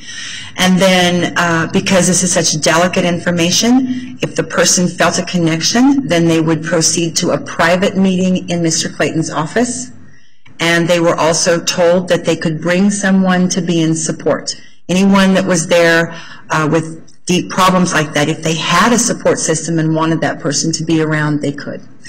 And then it was my understanding, I was pretty clear that there was a series of appointments where discussion occurred, these techniques of healing through sound and scent and inspiration, which was about building a bond and a kind of almost like getting into a nest where you started to feel safe in this room. And then I'm really saddened to hear that these steps weren't followed with Ms. Starr, and then no one should experience this kind of work without being told what's going to happen and that it's going to hurt. It's really going to hurt. And I don't believe she was given any of these layers of deciding. And I'm really sad to hear that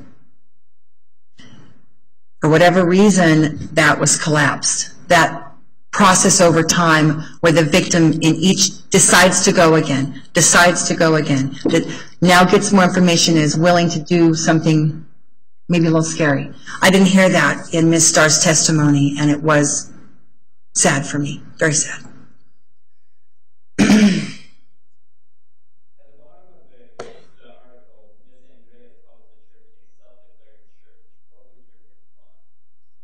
Well,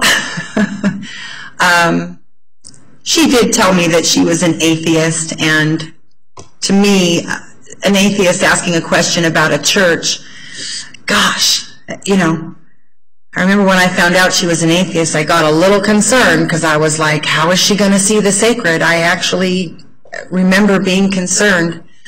And my response to this is that every church is a self-styled church.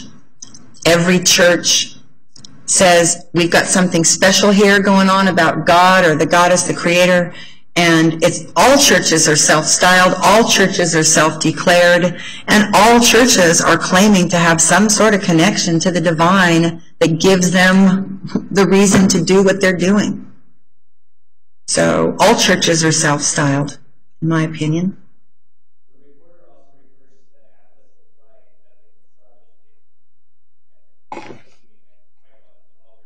Yes.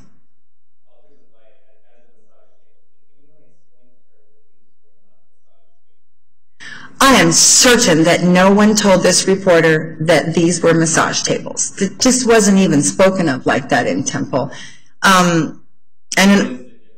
What is the difference? A massage table is an instrument. It's a vital tool used by massage therapists.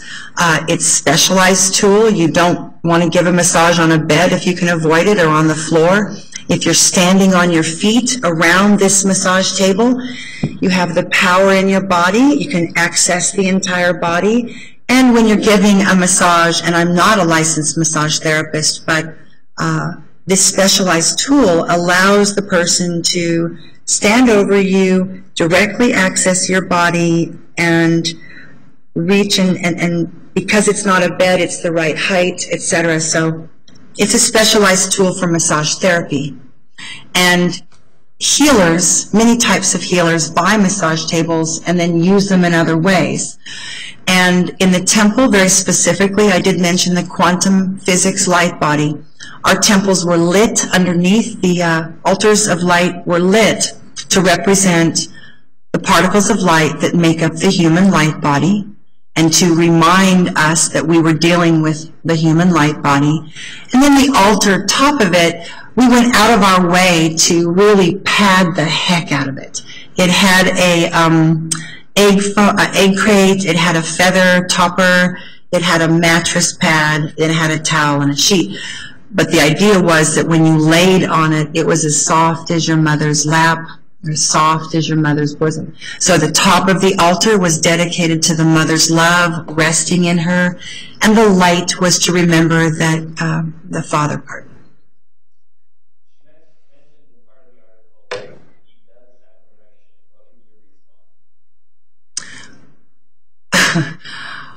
Well, gosh. First of all, why was she writing about his erection? But I guess she was interested. Yeah, you can't see. He does not have an erection. Again, Tantra, there might be an erection, there might not. Someone might be turned on, activated energetically, someone might not. And many men who are over the age of, say, 50 to 55, depending on their health, the largest problem that I see for men in their later years is that they have lost all their energetic flow there, which then affects them in lots of areas.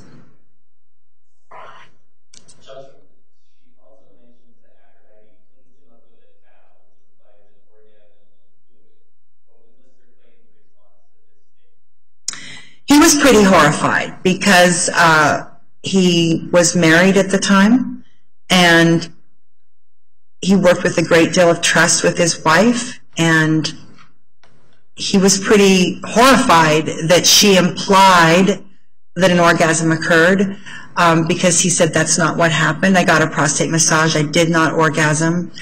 And he felt, I don't know, I guess they didn't expect. I mean, looking back, to someone who doesn't believe any of it, it would look like a sex show, because you don't understand why, you don't understand the theories, you can't feel the energy streams, you don't know why. Looking back, it was a mistake to let someone watch that and not be part of it somehow.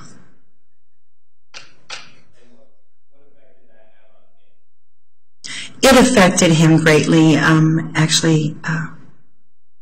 His family suffered greatly, and his marriage ended after this.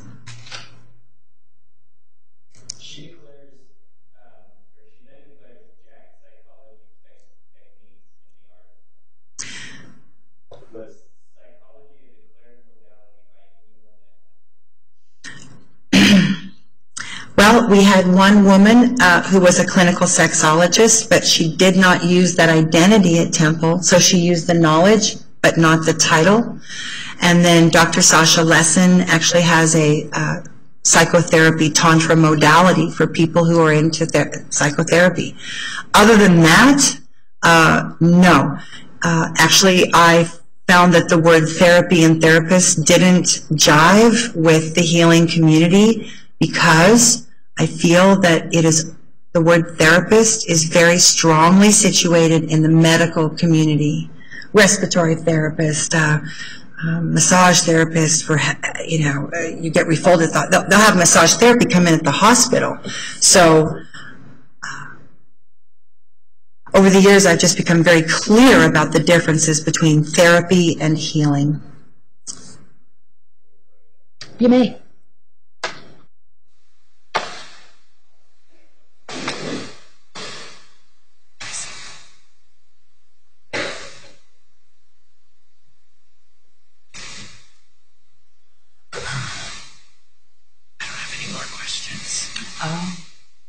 I'm sorry, Your Honor, we thought we did lose a whole witness today, and I apologize. So you don't have any other questions? If you could, there's no more marks on the script, you could just ask me. Well, there might be marks. The script, I mean, the article. It's pretty early.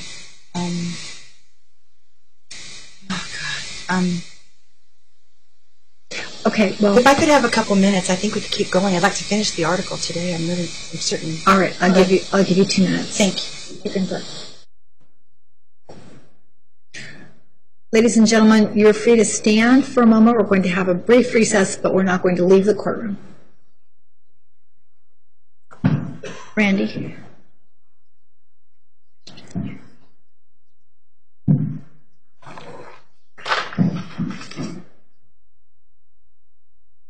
Present indigent defendants. Ms. Starr's attorney had no connection with and was not paid by the Maricopa County Attorney's Office. All right, anyone need it repeated a third time? All right, and before we resume testimony, I will let you know that it appears we are going to need you to be here at least through the first week of February, possibly into the second week in February. So what I would like you to do is to write down any conflicts you may have for the first 2 weeks in February and give that information to Randy by tomorrow morning. All right? And we will be starting tomorrow morning at 9 o'clock. All right, Mr. Green, you may continue with direct examination.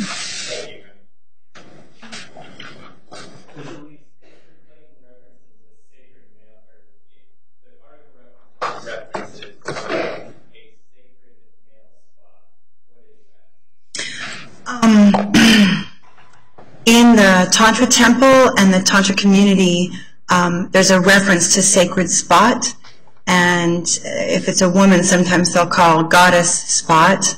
But in either case, the sacred spot is an interior place that is the center of, for the men, it's where the fluids reside, and so.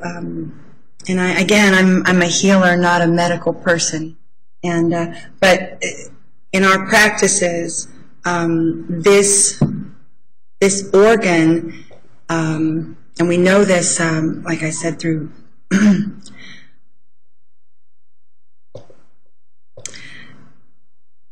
there's a great deal of clinical evidence that a milking of the gland. It moves the fluid out, and then new fluids form. And that when men don't have orgasms frequently enough, that fluid resides in the prostate. It kind of stays there, and without it being expressed, the cells are trying to replicate and rebuild and replace, but when the fluid never moves, that process, the cells mutate, and that becomes cancer. And in our work, we're not so much concerned about the fluid, although that's part of it. For us, it's the energy of that body part holding too much energy that's supposed to flow on through. And we actually really believe, as healers, that moving the energy and the fluid is a healing, and actually clinical research shows that. That's a glandular milking massage in clinical terms. Glandular milking orgasm. Those three words together. Because you have to move the energy to move the fluid, basically. What was your reaction to the portion of the article that states licensed psychologists say Wow. Well, the temple has been judged by a whole bunch of people who've never set foot in the building. Temple's been judged by, the ceremonies have been judged by people who've never done the ceremonies, and that's actually a pretty common experience for us.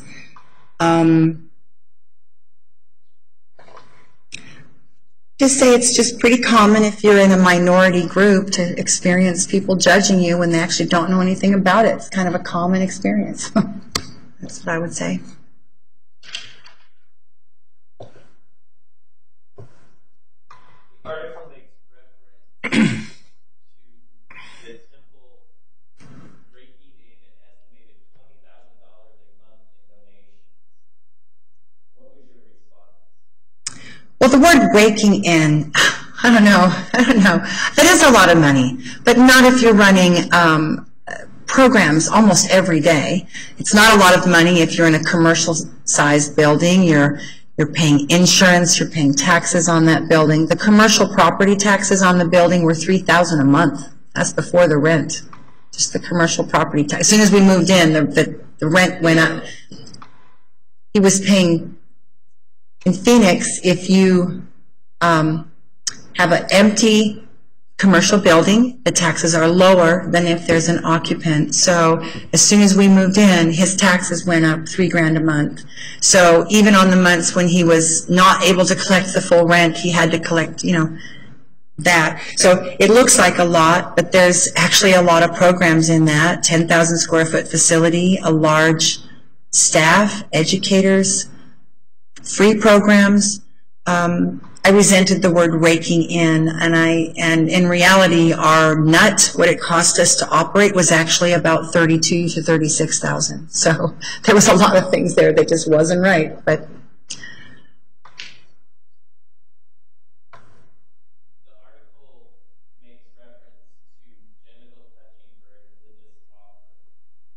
yes.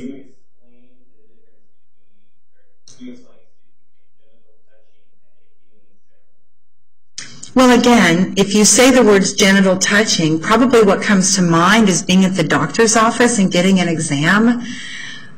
Or perhaps, as the state declares, this is an act of prostitution, touching someone's genitals. But for me, as a healer and a teacher of healers, we don't use the word genitals. We use the words we use. And, for example, the wand of light, we don't say that because it's a pretty phrase. We say it because that energy is flowing there, and the soul of the baby comes through the wand of light to the earth plane. Again, so much of this case is about people using other words to describe us.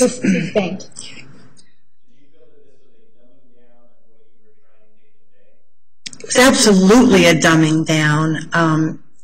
Just to say money for sex was what every detective has been saying, and that's not what the statute says. Fee wasn't a fee, and we don't think that this was sexual conduct to us. These were ceremonies of healing, ceremonies of restoration, ceremonies to rebalance energy and send someone into the world a better person.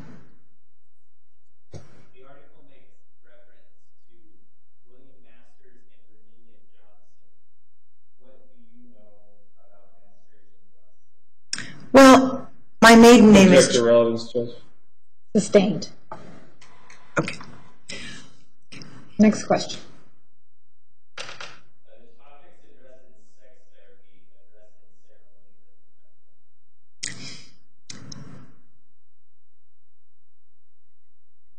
Yes, I'm going to say yes. Based on the article, yes. Working with people who can't achieve orgasm, working with people, men who can't control it, lubrication, all those things. Yes, absolutely. Similar topics, actually the same kinds of human problems, but again, the words and the approaches are not the same. And in fact, I actually don't think there's a lot of word crossing over in the healing community, and what I see here, sexual response, excitement, plateau, resolution. I don't think, unless you're trained in sexology, I don't think anybody in Temple would describe it like that. We're talking about chakras and the energy rebalancing. Again, this is, as far as I can tell, a lot of scientific study where people stood outside people having sex and wrote down responses. They used medical equipment to measure responses. Again, this is kind of scientific. It's kind of finite, observable fact. And again, the Temple never claimed to be doing therapy. And again, observable fact is... it's part of what we do, but because we work with the soul and we work with faith, it's a huge part of it. And when you speak of, actually I'll just say with the chakras, I mean, therapy goes to here, it elicits your truth, but until you reach for your own divine self and you reach for source, that's when it gets into religion. From here to here is where it moves to the divine and to religion. For anybody, I don't care what your faith is. So, yeah. Again, if you see the human body as a vessel, a resonating vessel for energy, what happens in role play, and this is in many leaders in the Tantra field, they tell married couples, long-term monogamous couples, to role play. Because what happens is the way you interact with your partner over a long time, the energy starts to flow always the same. And then your energy's kind of stuck in a rut, stuck in a pattern. Role play, you pretend to be someone else. It's like you get a new partner, but you pretend to be you each pretend to be somebody else. You might put on costumes and you meet and you act out a fantasy, but the fantasy's with your partner. And then people who are single act out fantasies. Role play basically allows something that's in the mind to come out and be made real. And it's my experience that many times when people do act out a fantasy, two things occur. They're like, wow, I tried that, I don't need to do it again. Or they like it a lot and then they want to do more of that. I've seen that very much. Do it once, I'm going to do this as a lifestyle. Role play allows, the word plays in there, you're a grown-up and you're playing with your energy and you're using your imagination. And there's really nothing wrong with that. The author in the article quotes that licensed sex therapists are certified by the American Association of Sexuality Educators, Counselors, and ASEC. Yes. What can you tell me about ASEC? Objection, relevance. Well, Your Honor, Hold on, sustain to that question. You may approach. Your Honor, I can withdraw the question because the weather witness will address it. All right, thank you. The article quotes that professionals doing this type of work need to be a licensed health provider. What would your response? Doesn't the article say licensed mental health provider? I don't know. Am I wrong? What does it say there? Yeah. Mental health provider. Well, gosh, for us, that means you're focusing everything mental health. I hear someone who's, I'm going to say this. I feel someone looking at our work and sort of being territorial and saying, we never said we were doing sex therapy, counseling. I don't know. I don't think any of us use that word. I think we use the word spiritual advisor. Sex education, they've got to be a licensed mental health. I just don't agree with any of that, and I actually feel that this person could have even seen this as competition for what they're doing. I see it as, to say that you have to be a licensed mental health person to give sexual anything, wow, that stigmatizes sexuality, that if you have any kind of questions or issues, it's a mental health problem. I really resent that. It also states that alternative trauma healing techniques sound scary and potentially dangerous. What would your response to that? Well, obviously I was aware of sex abuse in the building. Many of the women, and actually a number of the men, had been sexually abused. Yes, some of the men had been sexually abused, and by other men, and I know of one by a woman.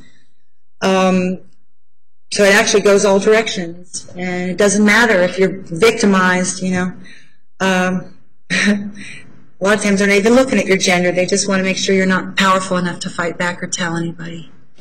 But for me, when he says sounds scary and I see it as dangerous, well, we've already heard testimony that if this happens to you when you're small, you may never actually get out of the shame, the guilt, feeling like you brought it on you. And so if mental health, seeing a sex therapist, a doctor like you see in the movies, laying on a couch and talking, or you're sitting across from each other in chairs, no touching, nothing like that. I just don't think that talking it through is going to shift anything. I think talking it through has value. I think for people who are brave enough to see what they can do with releasing it from their body, sex therapy does not allow them to touch anybody. So he's saying it's scary and dangerous to touch. It's scary and dangerous to take off your clothes. It's scary and dangerous. I can't imagine as a sex therapist touching this woman's vagina or this man's prostate or whatever. in his ethics and protocols, it would be scary and dangerous. He'd actually lose his license. Yeah, I think that's what this is. He's saying he would lose his license if he did the things that we were doing at the temple. So that made me sad that he didn't think there was space for healing and it had to be therapy. Tell us what you remember about Jimmy Hayes. Well, I knew who Mr. Hayes was due to a little internet research I had done on the history of how Phoenix, licenses sexuality. Someone had said to me, why don't you treat this as a club and go get a license? City of Phoenix licenses sex clubs. If you want to have a swinger club or, strip club, anything to do with adult entertainment, then the city will grant you a license. And so I was aware that the City of Phoenix granted licenses for adult clubs, and I actually thought about it, and I thought, we're not that. We're not a club. We're a church. We're not here just to have fun. And so I briefly thought about it before this happened and decided, no, that wasn't what I was going to do. I wasn't doing a club. I was doing a church. And I'd like to address, if we could, the next page with Mr. Hayes. That was actually the... Yes, could you just show the top part there?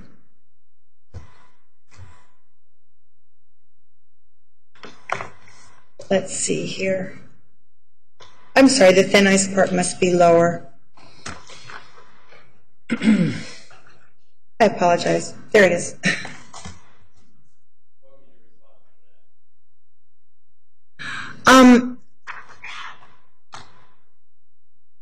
Actually, a little bit above here, he talks about, could we pull that up? I'm sorry, because the skating on thin ice is directly above, what he's saying about that. Okay. Here, the writer identifies that he works in adult business regulation for more than a decade, and all of this. So basically, I knew who Mr. Hayes was because there's some articles about him on the internet and his involvement with how he has established in the City of Phoenix licensing of adult activities. It was maybe his idea, if I recall, that they needed to license strip clubs and get licenses for sex clubs and that kind of thing. So when I knew that from the research and some things he says in the article, they're skating on thin ice. They need to make money to hire a lawyer, so the house of cards come tumbling down. That was like someone shot me in the heart. I was like, skating on thin ice? We've been coming to meetings with you people for 3 years. To me, because he was a City of Phoenix legal department attorney in charge of licensing adult businesses, when he said that, from the power of office through to a reporter who he knew was going to publish it, gosh, that was just somebody taking just let me shoot you. I'm going to shoot you right now. Because when people read it in the paper, it's likely to be true. And then when you see it's a government official speaking from office, it's pretty likely to be true. At least that's how I was raised. So this was a very serious accusation, and I wondered what they meant about the house of cards tumbling down. I didn't know what they meant, but it didn't sound good.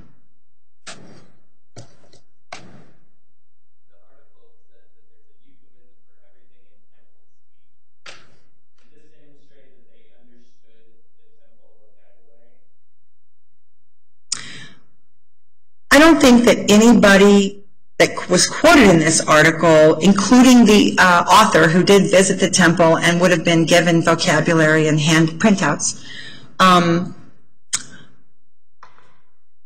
it's my understanding after reading the entire article that no one who was interviewed had an interest in sacred sexuality, had knowledge of sacred sexuality, and actually because she said she was an atheist, at that moment I understood that her highest authority would be other people like government officials and doctors, because when you don't believe in God, then you look to authority figures on the ground, and so the government is an authority figure for truth.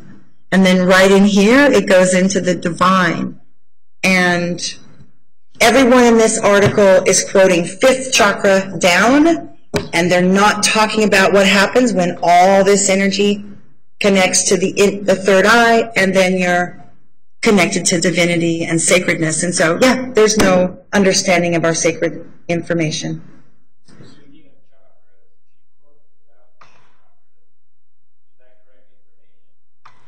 Actually, no. And this, I was pretty upset because I was like, wow, she's telling people about chakras. It's so important. And she actually, the part that, when she said the idea is that women take energy in through the heart and the men flows out through the root chakra, it was pretty fascinating because she was a woman wearing she was a woman wearing man's clothing, and in the Egyptian religion, you could be born in a female body with men's energy, the male chakra settings, but you're in a female body, or a male body with the female energy settings. And I read this and I thought, well, women flow out in their hearts. Heterosexual women flow out right here. And I thought, that's huge. She got something really important wrong. And then I thought about it, and I thought maybe because she's the masculine in her partnership, her energy might actually go in right there, because that's how guys flow in the heart. So I was upset, and then later I realized maybe that was true for her. But it's not the teaching at Temple, unless you're lesbian. So.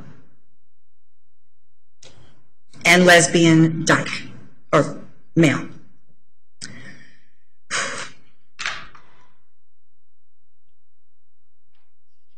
Dyke is an affectionate word, by the way, in the community. People might say it in a mean way, but if you know lesbians, lipstick lesbians, that's actually a term of endearment. Like any bad word, it can also be a good word if it's said with love.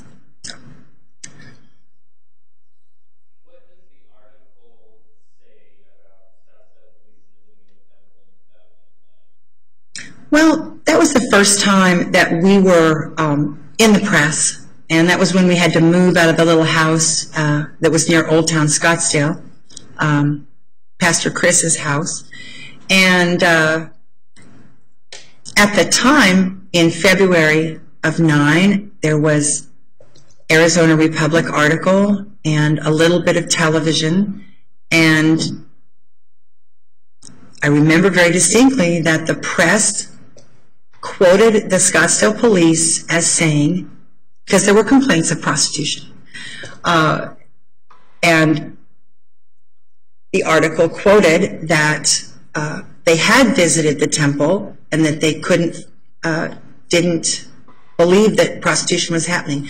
This looks to be the exact quote, I would almost say, but it doesn't have quotations around it. Police couldn't determine whether allegations of prostitution were true. But I disagree that it was just about zoning. When you've got someone calling the cops and saying, I think there's a brothel 2 doors down, and then the Scottsdale police and the Phoenix police are continuously saying, hey, we never thought anything about them being prostitutes until that last article came out. I'm here to say no. We were being looked at as potential prostitutes and potential... Action Foundation. Sustained. Okay.